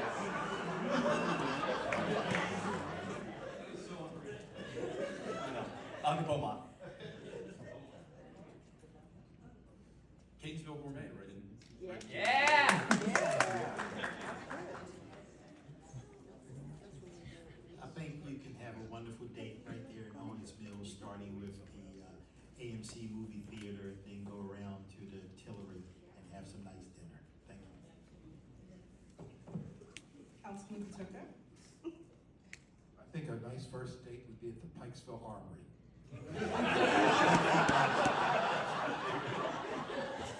Noted, noted. Next question. What's one local issue you wish young people paid more attention to?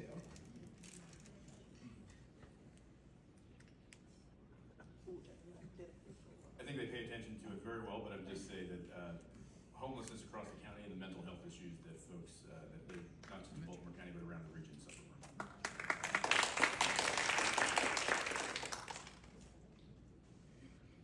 I think young people should certainly pay more attention to the housing issue.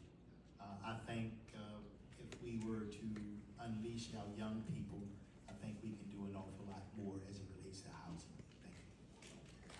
Thank you.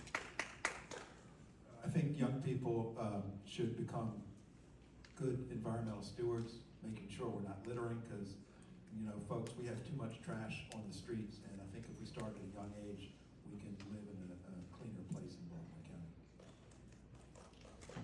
So I think it's poverty in schools, and I think it's an incredible opportunity for us to engage our young people. I'm going to create solutions labs at all of our colleges and universities to engage on these critical issues with our students.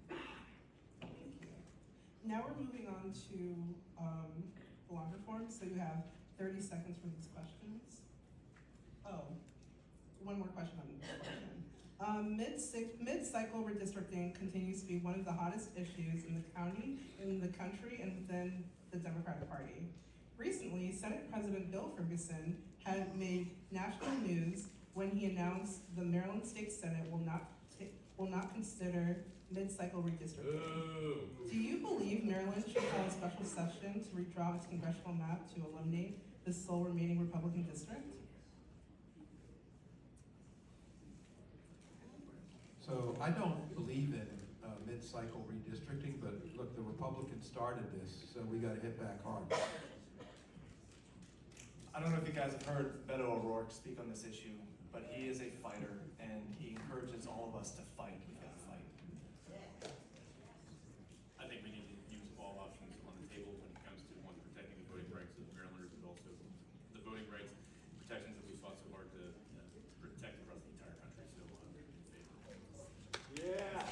Yeah. I am absolutely in favor of the mid-cycle redistricting. Again, the Republicans are trying to steal our democracy, and I'm often told you can't bring a knife to a gunfight. We must use every tool in our disposal to fight the Republicans, step by step by step, to protect our democracy. Thank you. Now we'll be moving on to the portion where you have 30 seconds to respond. So the first question is, if you could build one program in Baltimore County for young people, what would it be?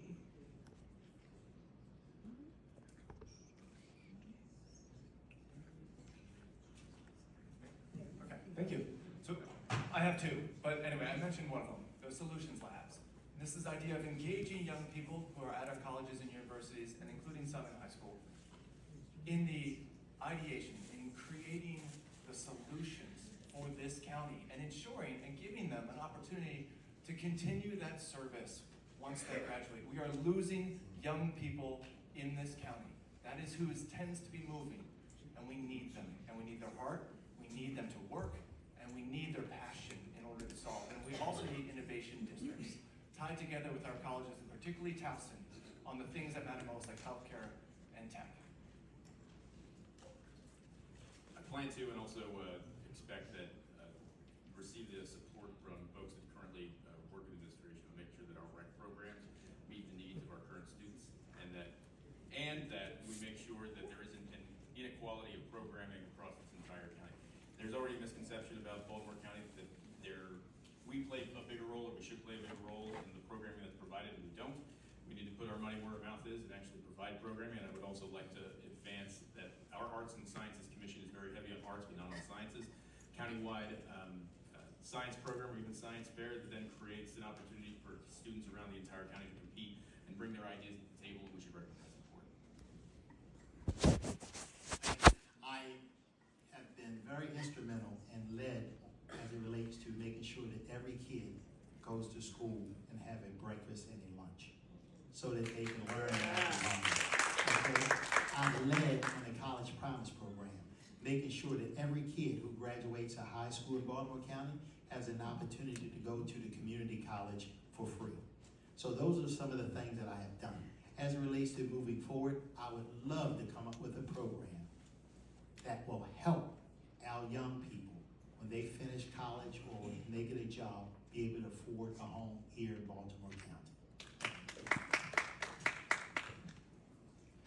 So again, I think we need to focus on environmental stewardship, and I would also say that last week I had the opportunity to speak with the Cub Scouts, Pack 143, and I asked each scout there to help me form my policy positions. And so we went down the line, each one gave me one policy, and the Cub Scouts helped me form my policy binder.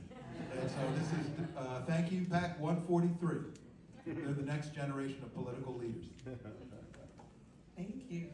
And our last question, should the Baltimore County Council expand from 9 to 11 districts? Yes, it should expand from 9 to 11. I think that the only comprehensive charter process that actually made the recommendation of 11 members decades ago. No council actually took it up. They made some other changes, but they never tried to expand the council. And I believe moving to 11 would provide a better opportunity to draw lines that effectively represent the communities and groups that live in our county. So.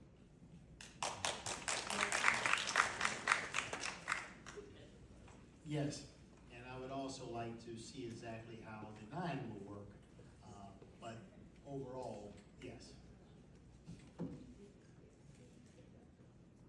I think perhaps we'll get to 11. Right now, we're in a place where it was an incredibly difficult political lift to get 9. We needed all council members to participate. Some didn't lift a finger to address the map. Some said that they were for 11 all the way, but only after the legislation was passed. So there's a lot of gamesmanship that's been going on in this, but what I ask is let candidates run for office. Candidates are running. We're going to have the best opportunity for women and people of color to gain elected office in this county because of public finance and because of expanded council seats. Just to start, public finance is a lot harder in Baltimore County than it is in any other Central Maryland jurisdiction. They did that, and that's a problem. But number 2 is, yes, 11 makes sense. Again, looking at our surrounding jurisdictions, I was the first one on this stage to be able to say that out loud, and so I'm proud of that. But I'm also open to having at-large seats, which mean being able to tackle councilman courtesy in a way that allows us to plan and grow as one county, instead of having kings and queens with each district. Thank you. I'll turn it back over to our moderators. Thank you. The latest census data reveal that Baltimore County's population is approaching or already reached majority-minority composition of its residents. In 2024, Baltimore County voters approved a ballot measure expanding the county council from 7 to 9 districts. requiring the county council to redraw its district boundaries to account for this change. Earlier this year, the county's independent redistricting commission recommended a map that included 2 majority black districts and 2 additional majority minority districts, one of which was on the east side of the county. Many civil rights groups supported this configuration as fair representation, reflecting the county's demographics. However, the council's 3 Republicans released a joint statement declaring that the commission's map was dead on arrival. To move forward, any new map needed 5 votes, a supermajority, which means that at least one of 3 Republican members of the council would have to join the Democratic majority. The resulting new bipartisan map proposed by the council included 2 majority black districts and no majority minority districts. Fair map advocates threatened legal action over voting rights compliance.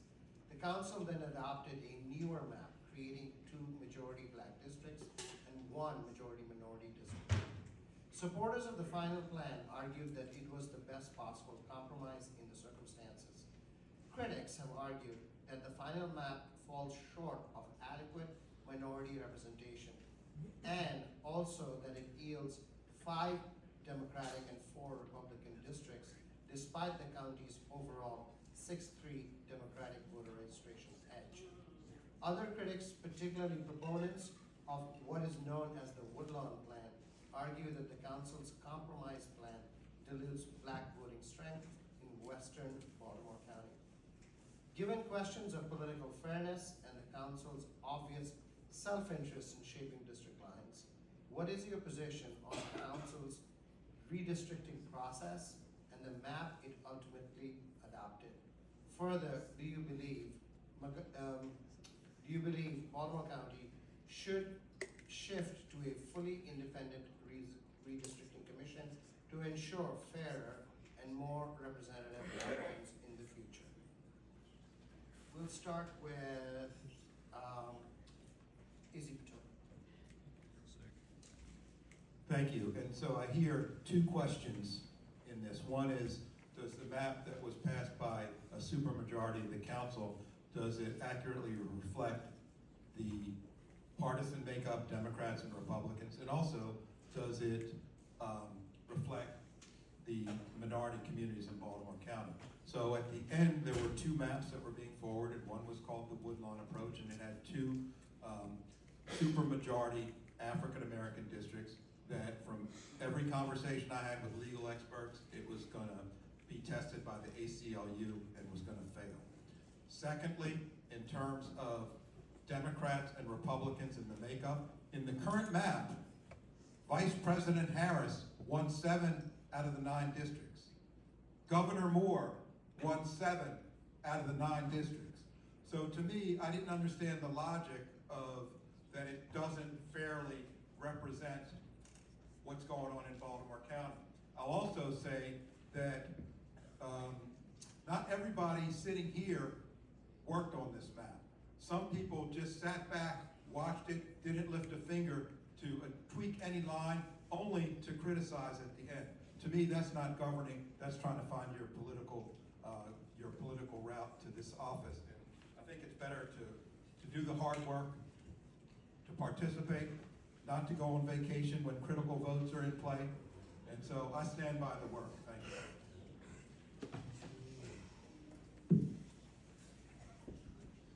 Well, let's deal with the last part first. So I think, I'm not sure if that was directed towards me or not to some extent, but the reality is we had a lot of advocacy and people who were not in a position or in the chair to move the lines. We didn't get to see the reasons why you guys moved the lines. All that was done behind closed doors. This didn't work. It's another example of government not working in Baltimore County. We ultimately had a council member in this council chair, is who introduced a map, and it was voted on without public comment. That is a problem. How do we not understand that? That is a problem. We have got to do things better. And if we knew, and he knew, that we were going to do this, then on day 1 of that chairmanship, you start with a third-party consultant who provides a a starting point for a redistricting commission that should have been formed already to have opined on what makes sense, and yes to independent redistricting. But even if we didn't get it here, then we should have had that map from the redistricting commission introduced. It wasn't until the very last day before the vote was actually taken. It wasn't given its due. Those people were not respected. They got yelled at. They did tons of work, and it was not even reflected in the overall scheme. We should have had a 3-5-1 at the very least, working towards a better, more inclusive Baltimore County.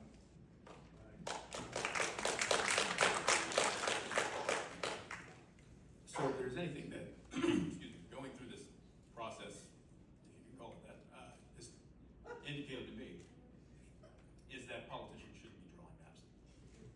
They shouldn't be drawing maps that affect themselves. They shouldn't be drawing maps that affect anybody else.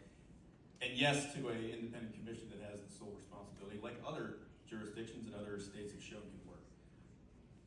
This goes back, and I'll be short because I don't have a lot of time anyway, but I'm the only one up here that voted against the referendum that went to the voters to expand the council.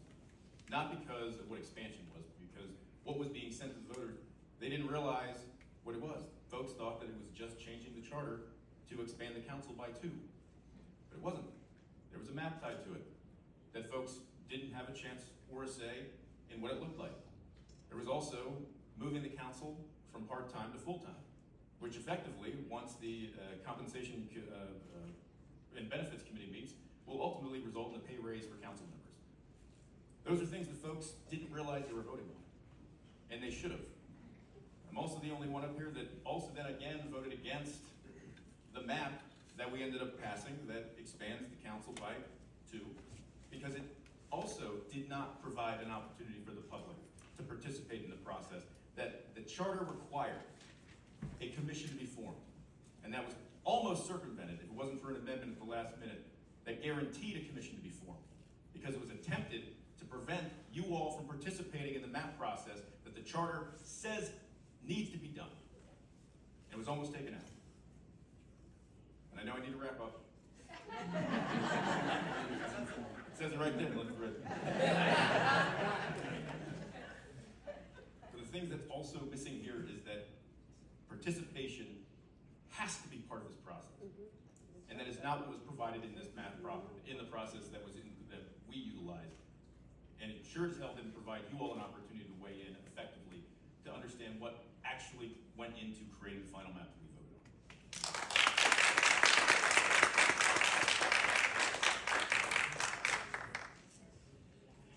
on. At a time when we are fighting all across this country, Republicans are gerrymandering and doing mid-cycle redistricting, and Democrats are responding in kind.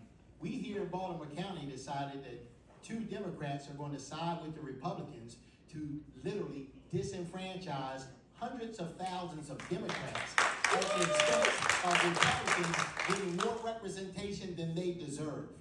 So at the end of the day, I voted against the bill because I did not support the process and I did not support the product. And at the end of the day, I made it absolutely clear, because every community across Baltimore County wanted to be united. But certain people decided that they would work with the Republicans to split up my community.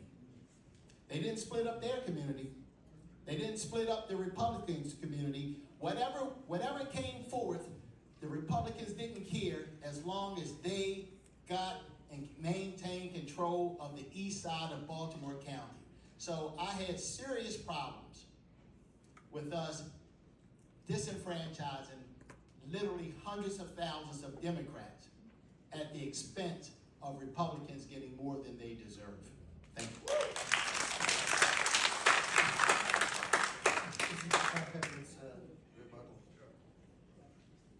So there was a lot of discussion here about how do we stay in 1956 style of government in Baltimore County. Pat Young, he wants us to stay in 1956 because the result of your legislative actions keeps us with 7 members. Julian Jones, if it's so important to you, Councilman Jones, why were you on vacation when we voted? You should have been present. You have to schedule important votes to be present. You also missed that same day, the one seat, one student, fight for teachers. You also missed impact fee bills. So if it's really important to you, you feel that it's significant, you gotta show up. Part of being a legislator is to show up and not to make excuses. Katya. Referenced 1956 and 55 before, but I just want to point out that you kept in the same spirit of 1955-56 by not including the public in the process.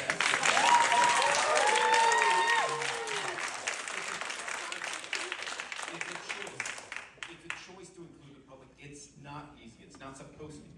It's supposed to be hard. It's not supposed to be easy to get 5 votes. But I tell you what, you get a completely different result if you start working with the 4 Democrats together to build consensus and then try to win over a Republican, then go with the Republicans and try to win over one Democrat.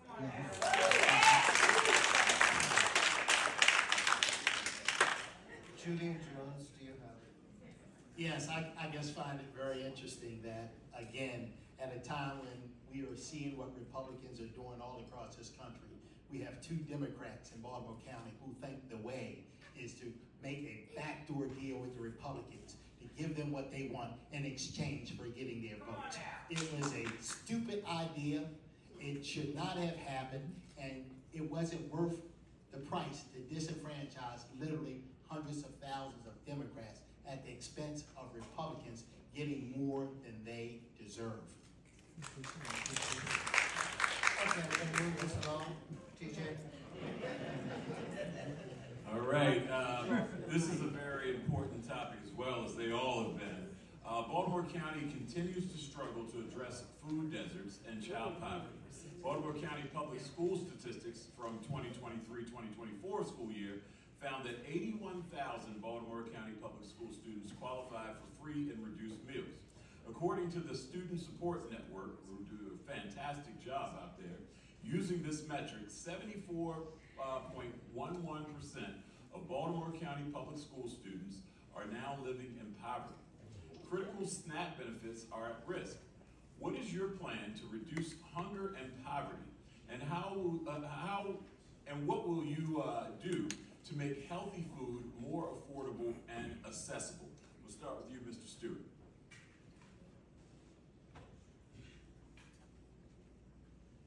So I spend a lot of my time thinking about this. You know, in this county, for too long, we have ignored the poverty crisis that we face. It has grown worse because of affordability concerns. A primary driver of this is housing in our county, where over a third of us are cost burdened, which means we spend too much on housing. Over half of those who rent are cost burdened, spending way too much of their paycheck on housing. And that's why we have a plan on housing, on transportation, and connectivity, because it takes 90 minutes to travel from Owings Mills to Hunt Valley to our economic assets, because we're afraid of each other, and so we don't want to connect one another, and that's a problem. It's also with jobs and economic development. These are the ways to lift people out. We are falling incomes for 7 years in a row. This is not helpful. But most importantly, you look at those numbers, 74% are in poverty, 50% are actually in extreme poverty, and 25% of high schoolers who are living in poverty have attempted suicide. Friends, we are in crisis. We have got to lean in its entirety to the work of the Student Support Network to back them up, to be out front with them, into community schools, which provide wraparound services, not just to children, but also to their families as well. And that includes with respect to hunger. We have an opportunity now to intervene and to push back the tide before we lose too many more families. But we've got to acknowledge there's a problem in this county. We have too many people suffering and in pain. Councilman Young? I was a proud co-sponsor, of the Blueprint for Maryland's Future when I served in the Maryland General Assembly. I was proud to advocate for it, and now as a council person that is focused specifically on the experience of regular folks living in Baltimore County and engagement with their schools, have been able to benefit as an elected leader on connecting with those schools that are community schools, with their pantries, with their extra resources, and being able to connect them to organizations that otherwise wouldn't have engaged with the school because there wouldn't have been a pathway or a door for them to enter. I think doing everything we can to expand community schools, which is a model that's worked supporting the blueprint. And not only that, but recognizing that Baltimore County for too long has played a tacit role when it comes to economic development in terms of what can the county do to attract the right type of business or the needed business to a neighborhood or community. When we talk about food deserts, the county shouldn't just sit back and say, well, we recognize it's a food desert, what is there to do? Well, there's a lot we should be doing as a county to try and bring these organizations, bring these reputable businesses into communities that we know have value and we know can be an added and economic opportunities for those businesses when they're trying to bring a grocery store in.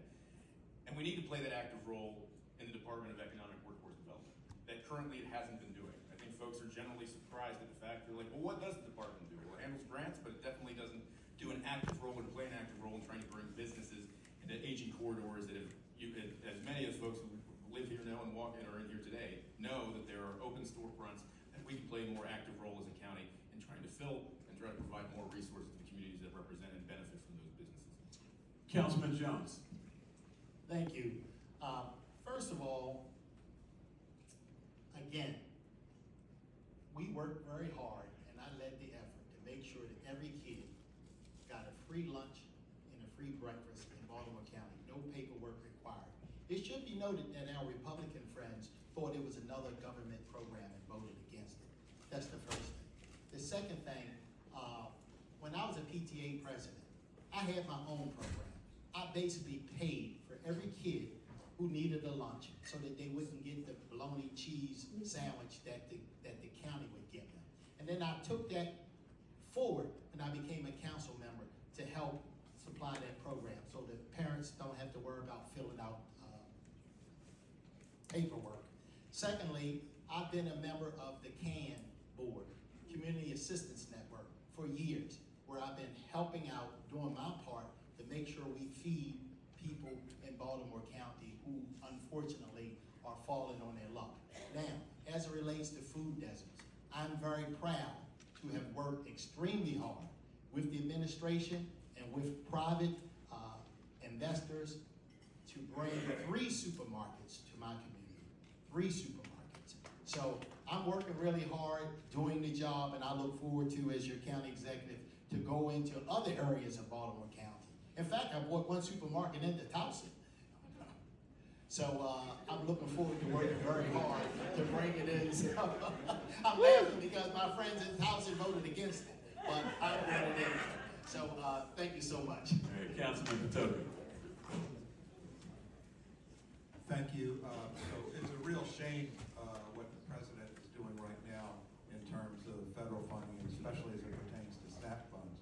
And so I applaud County Executive Klaus Meyer for stepping up, Governor Moore for stepping up, and trying to fill the gap for providing this basic need for our children. No child in our county, no child in our state should go hungry.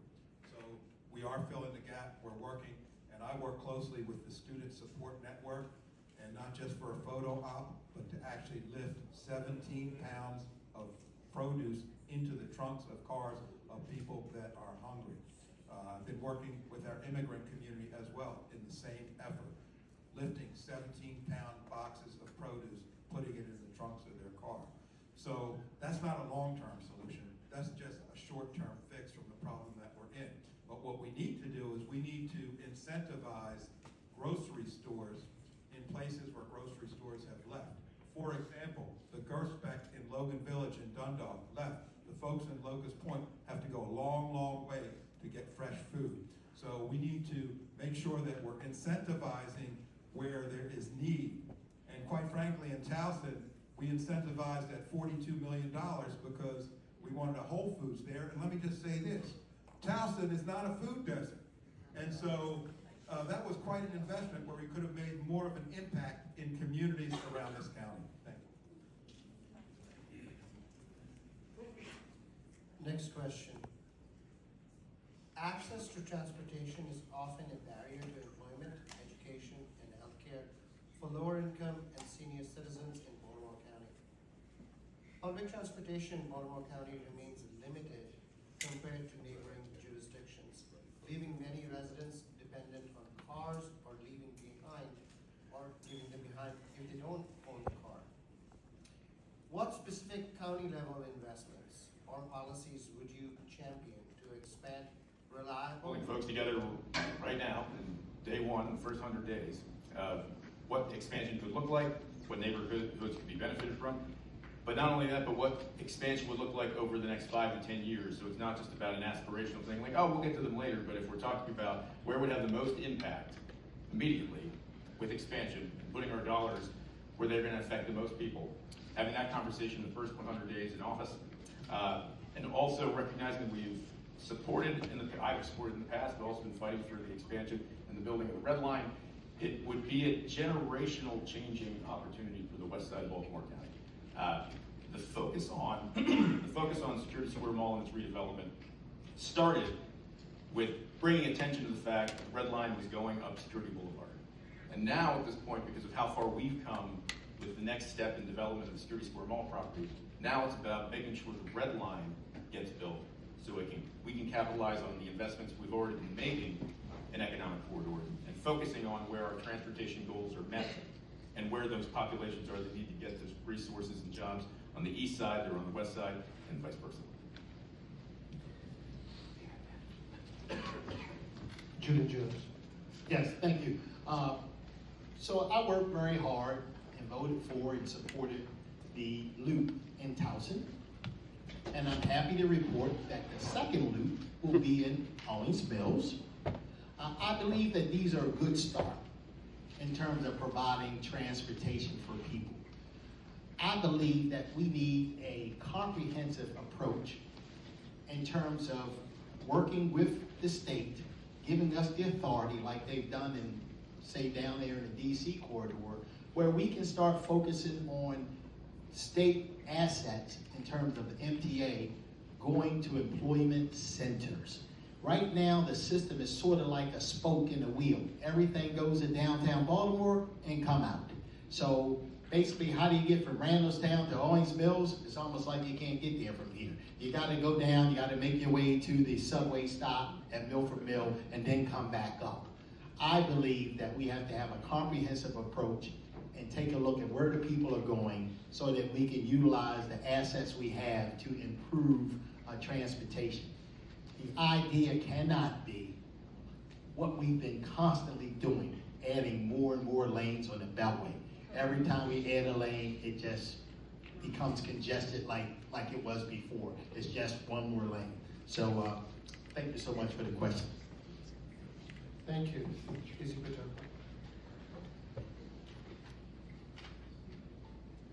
So as long as we have minor league transit in this region, we will be a minor league region. And so what would give us that major league transit? The Red Line. I was a big proponent of the Red Line when Governor Hogan canceled it. It was devastating, and Councilman Young is right. It was generational. It's not going to come back in 4 or 8 years. Now with the Trump administration, who knows when it's going to have federal funding. But it's a real issue. We need real major league transit. We need it to be multimodal. And this is a point of agreement, because I'm also going to agree with Councilman Jones here that it does need to be targeted towards employment centers. And we do need somewhat of a cultural change. For example, I live 7/10 of a mile from my front door to the front door of the Milford Mill train station, metro station. In Baltimore, that's so what? In DC, it would raise the housing value of being close to a metro station. So there's a cultural shift that needs to take place. But I think we're all going to agree that we need to be stronger in transit. One quick story, I was at a place called Saft Batteries in Cockeysville. They build batteries, they're on 4 terrestrial sites. They're right here in Baltimore County. When the light rail had a little flaw in its circuit, the employees could not get to work to Saft Batteries. So right here in Baltimore, we have an employer that was using Metro public transit to get their employees to work. All right, I gotta say, you've seen this coming. On this stage is more than 30 years of full-time elected experience. There was an opportunity to have a vision and a plan that would advocate for systemic solutions that get real with the issue behind this. We have that plan online. We've written about it in the papers as well. Because the truth is this, we have got to be ready to hit the ground running on day one, not day 100. It is critically important that we start connecting our assets and addressing what's behind this and has been behind this in Baltimore County's history, and that is institutional bias and racism and fear of the others. It is us versus them. They don't belong in our community. We're not going to give them access. Loops are great. Everyone wants them, but they don't want buses and they don't want mass transit. And so we're going to have to get real and serious about what is behind this. What does it look like? So it looks like, in my mind, the bus rapid transit. These are buses that feel far more like trains. And this is what Pittsburgh has done. This is what Denver has done. Yes, expanded light rail. That is key as well. But we're looking also at driverless cars and the programs that are available. Micro-mobility to connect people, using quantum computing in order to optimize traffic flow in real time. There is so much we can do, including with bicycling and a pedestrian plan that reflects the value and worth of this county. We're not there yet. Let's have that dialogue. Let's do it together. All right, thank you, candidates, again, and thank you all for being on time as well. We're going to, the next few questions, we have three major questions left, and you all have your closing arguments, or closing statements. It's kind of sort of that as well. But we're going to reduce the time to 1 minute here, so concise answers, and we'll start with this one. A 2025 Gallup poll shows 1 in 11 Americans, including nearly 1 in 4 of Generation Z, identify as LGBTQ+. Recent federal policies have repeatedly targeted the rights of the LGBTQ+ individuals, creating a hostile environment. Given this is a large and growing part of our community, what specific local level plans will you implement to protect and support our LGBTQ+ residents and ensure they have access to the resources the federal government is targeting? We will start with Councilman Jones. Whew, that's a tough one. The reality is, I believe it is sick for the federal government to wage a war against DEI, wage a war against our LGBT community. I think we can continue to be open to every citizen in Baltimore County, make sure we're inclusive, make sure we are welcoming, make sure we don't have any policies or procedures that in fact discriminate. Unfortunately, it can be very difficult when you have a president with so much power who is waging war on individuals. And that, for example, I don't control the military. I don't control some of the things the president is doing. So it is sad that this is where we are, but under my administration, we're going to make sure that we are open and inclusive and make sure that we are welcoming and make sure we are doing everything to be supportive of every citizen in Baltimore County. All right, Mr. Councilman Patoka. Thank you. One of the roles of a council member and one of the roles of the county executive is to be an advocate for your constituents, to understand the needs of your constituents, the nuances. And so for me, I'm going to create, as I mentioned earlier, an LGBTQ+ commission, and that commission will advise county leadership on what the actual needs are. I'm not going to try to think of what those needs are. I'm going to ask people that live it every day. What are the needs that you have? How can the county best help you? And so I think getting, just like any other constituency, getting input from those that live every day with certain nuances. How do we best help that community? I also mentioned earlier, we're going to celebrate our diversity. We're going to have a Pride Festival in the courtyard of town. Mr. Stewart? I don't think this is a tough one. I think this is a county that is ready to enter into the modern era and look and reflect the greatness of our diversity, to pull it in and access it. That's what's at stake here, is the very fiber and character of who we are. I'm proud to have the only platform on rainbow community issues of anyone on here. And also to have written an op-ed with the co-founder of the only Pride Festival in our county, in the Washington Blade, on what it is we're going to achieve and do. That is a Department of Equity and Human Rights. It is an LGBTQ+ commission, but it's also providing training and supports to our school leaders and professionals. It's updating the county code to reflect the fact that we are a modern people now, and also leaning into our support networks and tying them together and being the quarterback and the facilitator of them. There is so much work to do. The work is good here, and I'm proud that this campaign is powered by many who are in that community. It is a great honor. And Councilman Young. So I mentioned earlier, I have a belief that government, local, state, federal, is meant to be engaged. It's meant to be a place that folks can come to solve problems, that folks can join and have their opinions and have their diverse experiences benefit everybody, not just themselves. And that means providing more opportunities to put people at the table. And that means expanding commissions so that we can have more diverse faces, diverse voices on the current organizations and the structures that we have in place. And I say we expand them. And make sure that there's a place at the table for folks that have traditionally been left out. I'm not going to say that they're maliciously left out at some point, but we need to provide that opportunity, recognizing that we don't become better as an organization, as a county, as a community, if we're not providing every opportunity for folks to sit at the table and engage with us as a county government to allow them to influence the future of this county as well. And as county executive, providing every opportunity I can for diverse communities, including the LGBTQ community, to sit at the table and engage the future of our county through policy. Thank you all very much. Baltimore County has seen growing concern about youth-involved crime, particularly car thefts and group offenses, even as overall numbers may have plateaued or even dipped.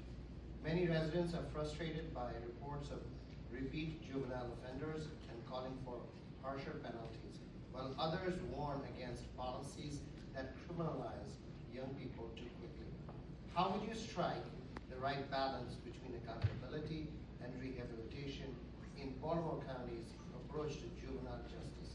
And we'll start with Executive. Thank you. So in Baltimore County, we need to have more opportunity for young people to have something productive to do. As I mentioned earlier, we don't have a single standalone rec center in Baltimore County inside the Beltway from Woodlawn to Rosedale. Hundreds of thousands of children live in those neighborhoods. I coach basketball at Pikesville Rec, 15 to 17-year-olds. I work with these 15-year-olds and 17-year-olds. I work with them in getting into college.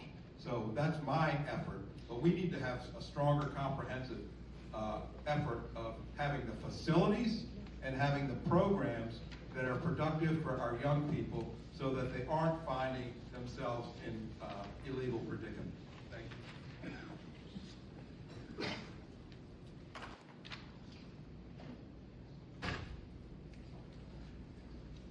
So, without public safety, without communities that feel safe, that have integrity, nothing else is possible. We know that.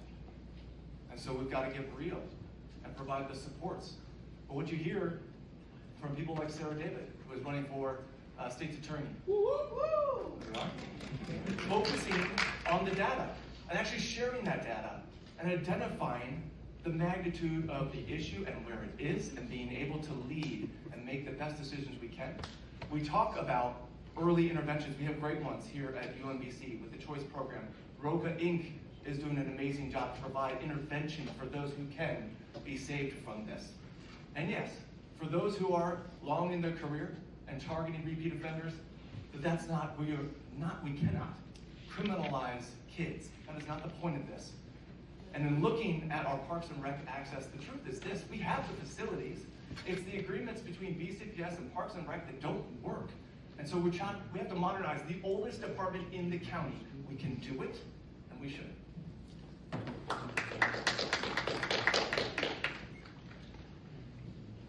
In my experience in engaging with justice reinvestment at the state level.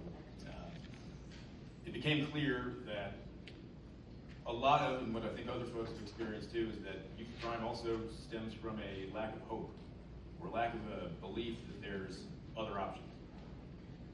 And if there's any role that I believe local government can play and should play, is providing that hope in folks' lives, providing that pathway in folks' lives.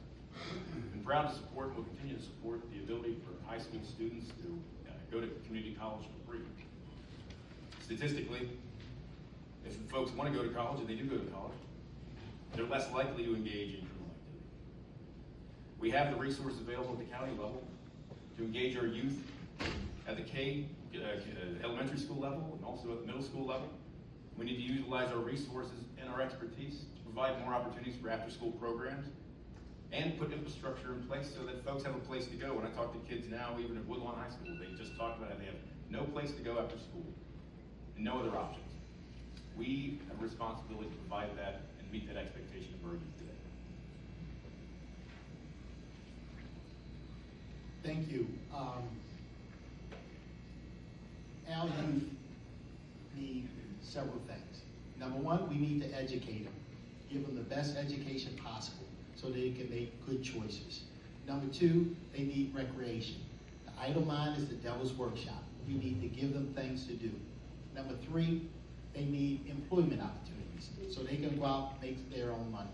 Now, I have fought very hard. We talked about the College Promise program all day, making sure that every kid has an opportunity to fulfill their destiny and that not be determined by their parents' income. As it relates to juvenile crime, we are somewhat failing our kids.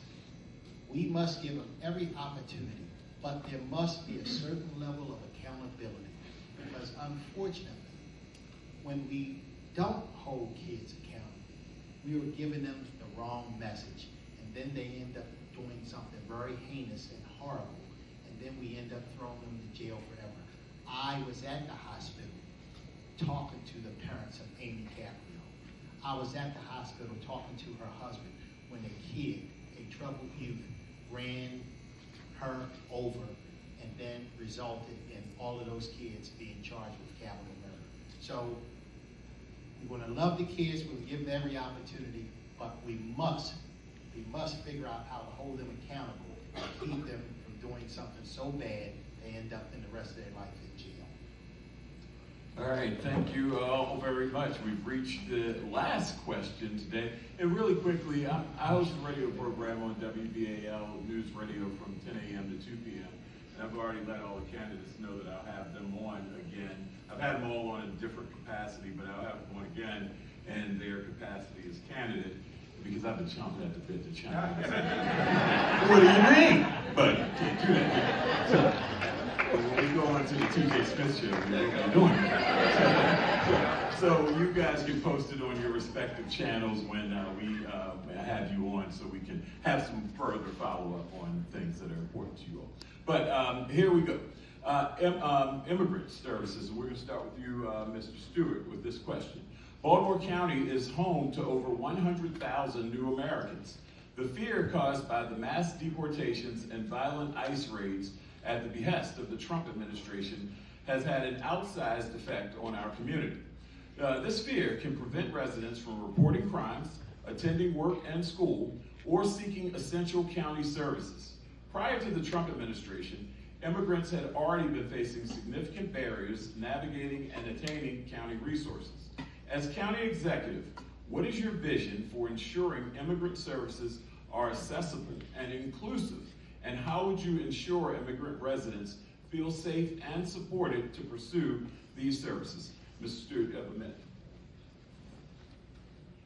So thanks, TJ. I think a big part of this is putting a stake in the ground and saying that we are going to be inclusive as a county.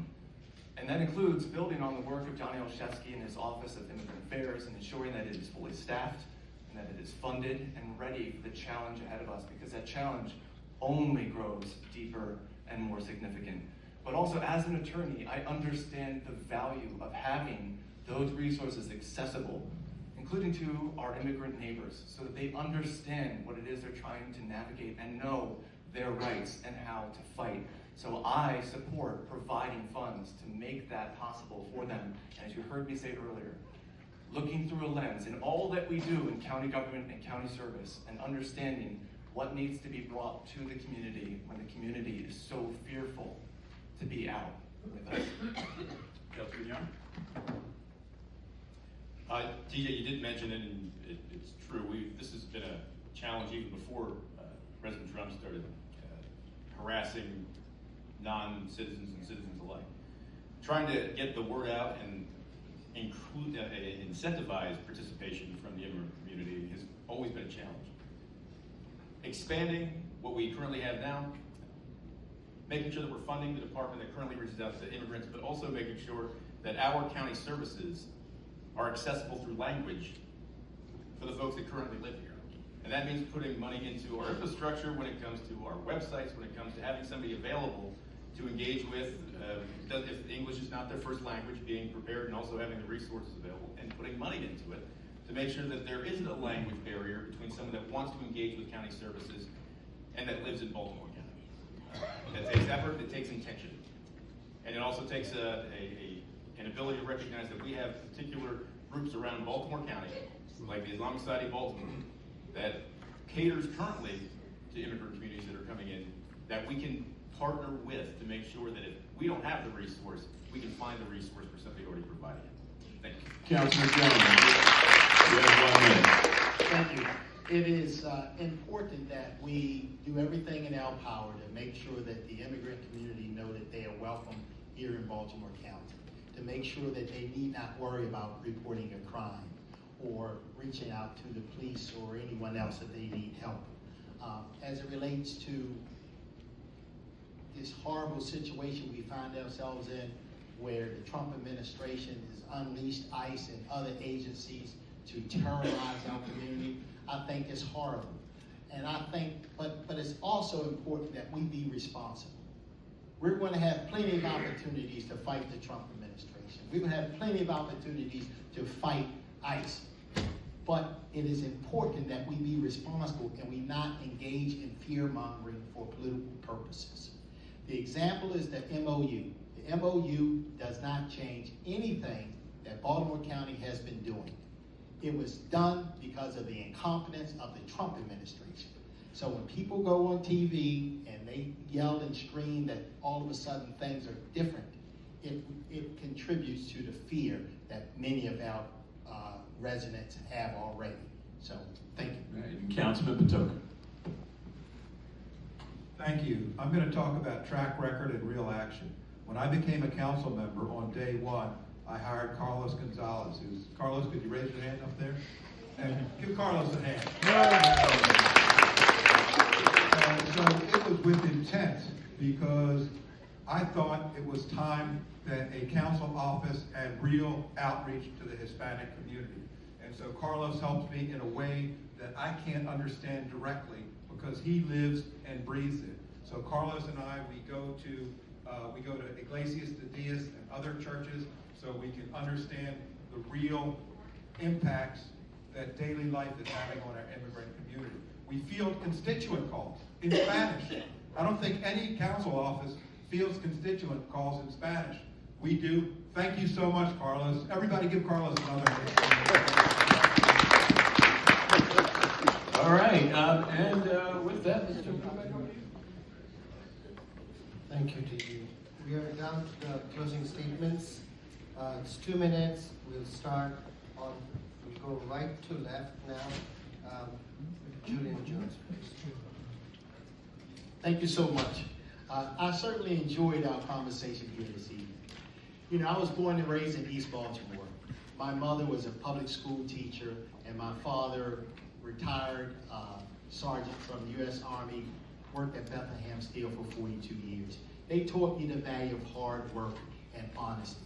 But one of the things I learned from my mother is giving back to the community. You see, on Saturday mornings, my mother would take me with her as we would walk our community in East Baltimore, where she would read mail out loud to people and then fill out checks for them so that they can pay their bills and dignity. I went on went on to this college, UMBC, but along the way I joined the fire department. I fell in love with the fire department. I fell in love with the opportunity to help people on the very worst day of their life. And I stayed in the fire department for 32 years. At home, I was a PTA president for 5 years, and then stood alongside my wife as she was the PTA president during middle school. So during the last 12 years or 11 years on the county council, I've been chairman 4 times. I've led on many, many issues that we talked about today. But what I want to tell you, as your next county executive, I have the knowledge, the experience, the skills, the leadership to move Baltimore County to a more prosperous place. Because the reality is, talk is cheap and plans are a dime a dozen. But I'm here to tell you, I know what it takes to improve our schools. I know what it takes to provide affordable home ownership opportunities for people. I know what it takes to keep us safe in our communities. And we're going to do all of these things by growing our economy in a way that we can afford to have the very best experiences and outcomes here in Baltimore County. So thank you so much for giving me an opportunity to share my experiences with you, and may God continue to bless each and every one of you. Thank you. Thank you to everyone that's here at the podium. The choice we make as county executive is more important than ever. With the unpredictability of the federal government, the constraints on the state budget, we need someone that is a strong fiscal steward, someone who is balanced, that can balance budget discipline with the evolving needs of our constituents. I have that experience. I've developed and managed large operating and capital budgets during very difficult times. I'll be ready for the job on day one. I go to community meetings every night, and budget needs to be connected to community. And what I focus on is our inner Beltway neighborhoods. They've been ignored for decades. I'm going to create an Office of Community Conservation, and that office will be an influential office that will direct other agencies how to invest resources to our inner Beltway neighborhoods. I'm also going to create a new, an elevated Office of Community Engagement. Right now, the County Executive's Office of Community Engagement, they're messengers. They're going to be influencers. They're going to be at both the Office of Community Conservation and the Community Engagement Office. They're going to be helping form the budget. We're going to form the budget with communities, not with just Towson lawyers. At community meetings, I hear a lot of things. Number one, far and away, speeding and aggressive driving. Has anybody here not experienced aggressive driving? No. So we're going to take it head on. We're going to simplify traffic calming. And I need my state partners that are still here with us to help us expand our speed camera program, because it changes behavior. Yeah, that's an applause, thank you. In terms of housing and economic development, I'm going to reorganize the permits department, and I'm going to create 2 high-level ombudsman positions to help shepherd permits through the process. And in terms of communities, there are communities we can't leave behind. For the LGBTQ plus community, you're not going to be left behind. There's going to be a commission under the Patoka administration. There's going to be a Pride Festival in Towson. And for our immigrant community, you can feel safe at your church. You can feel safe at work. You can feel safe at school, because ICE will not be welcome in Baltimore County.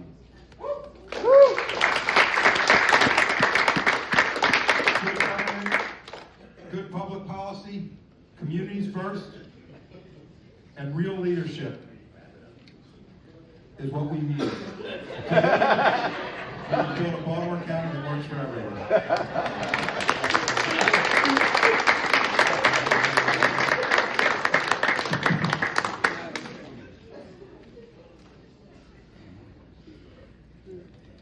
Friends, I have traveled all throughout this beautiful county of ours. I've had more than 460 individual sit-downs. That is how we have built our plan.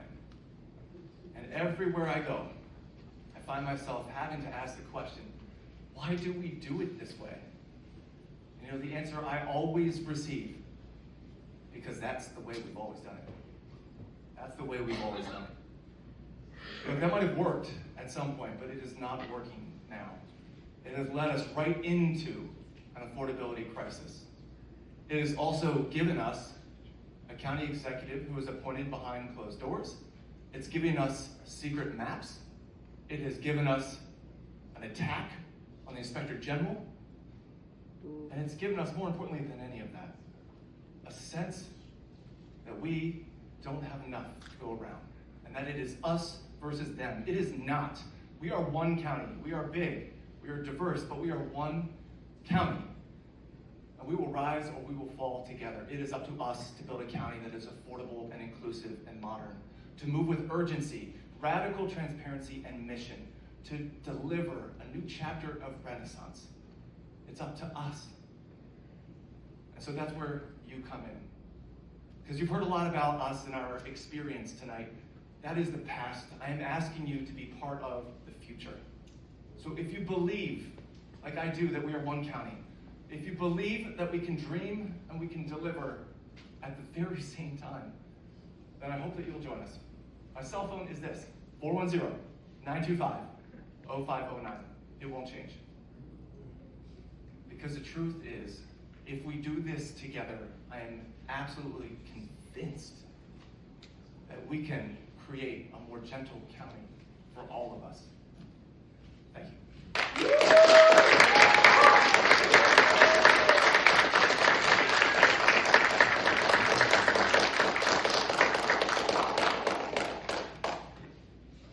So I'll end with a story that I think folks have been following all of our campaigns. You might have heard once or twice.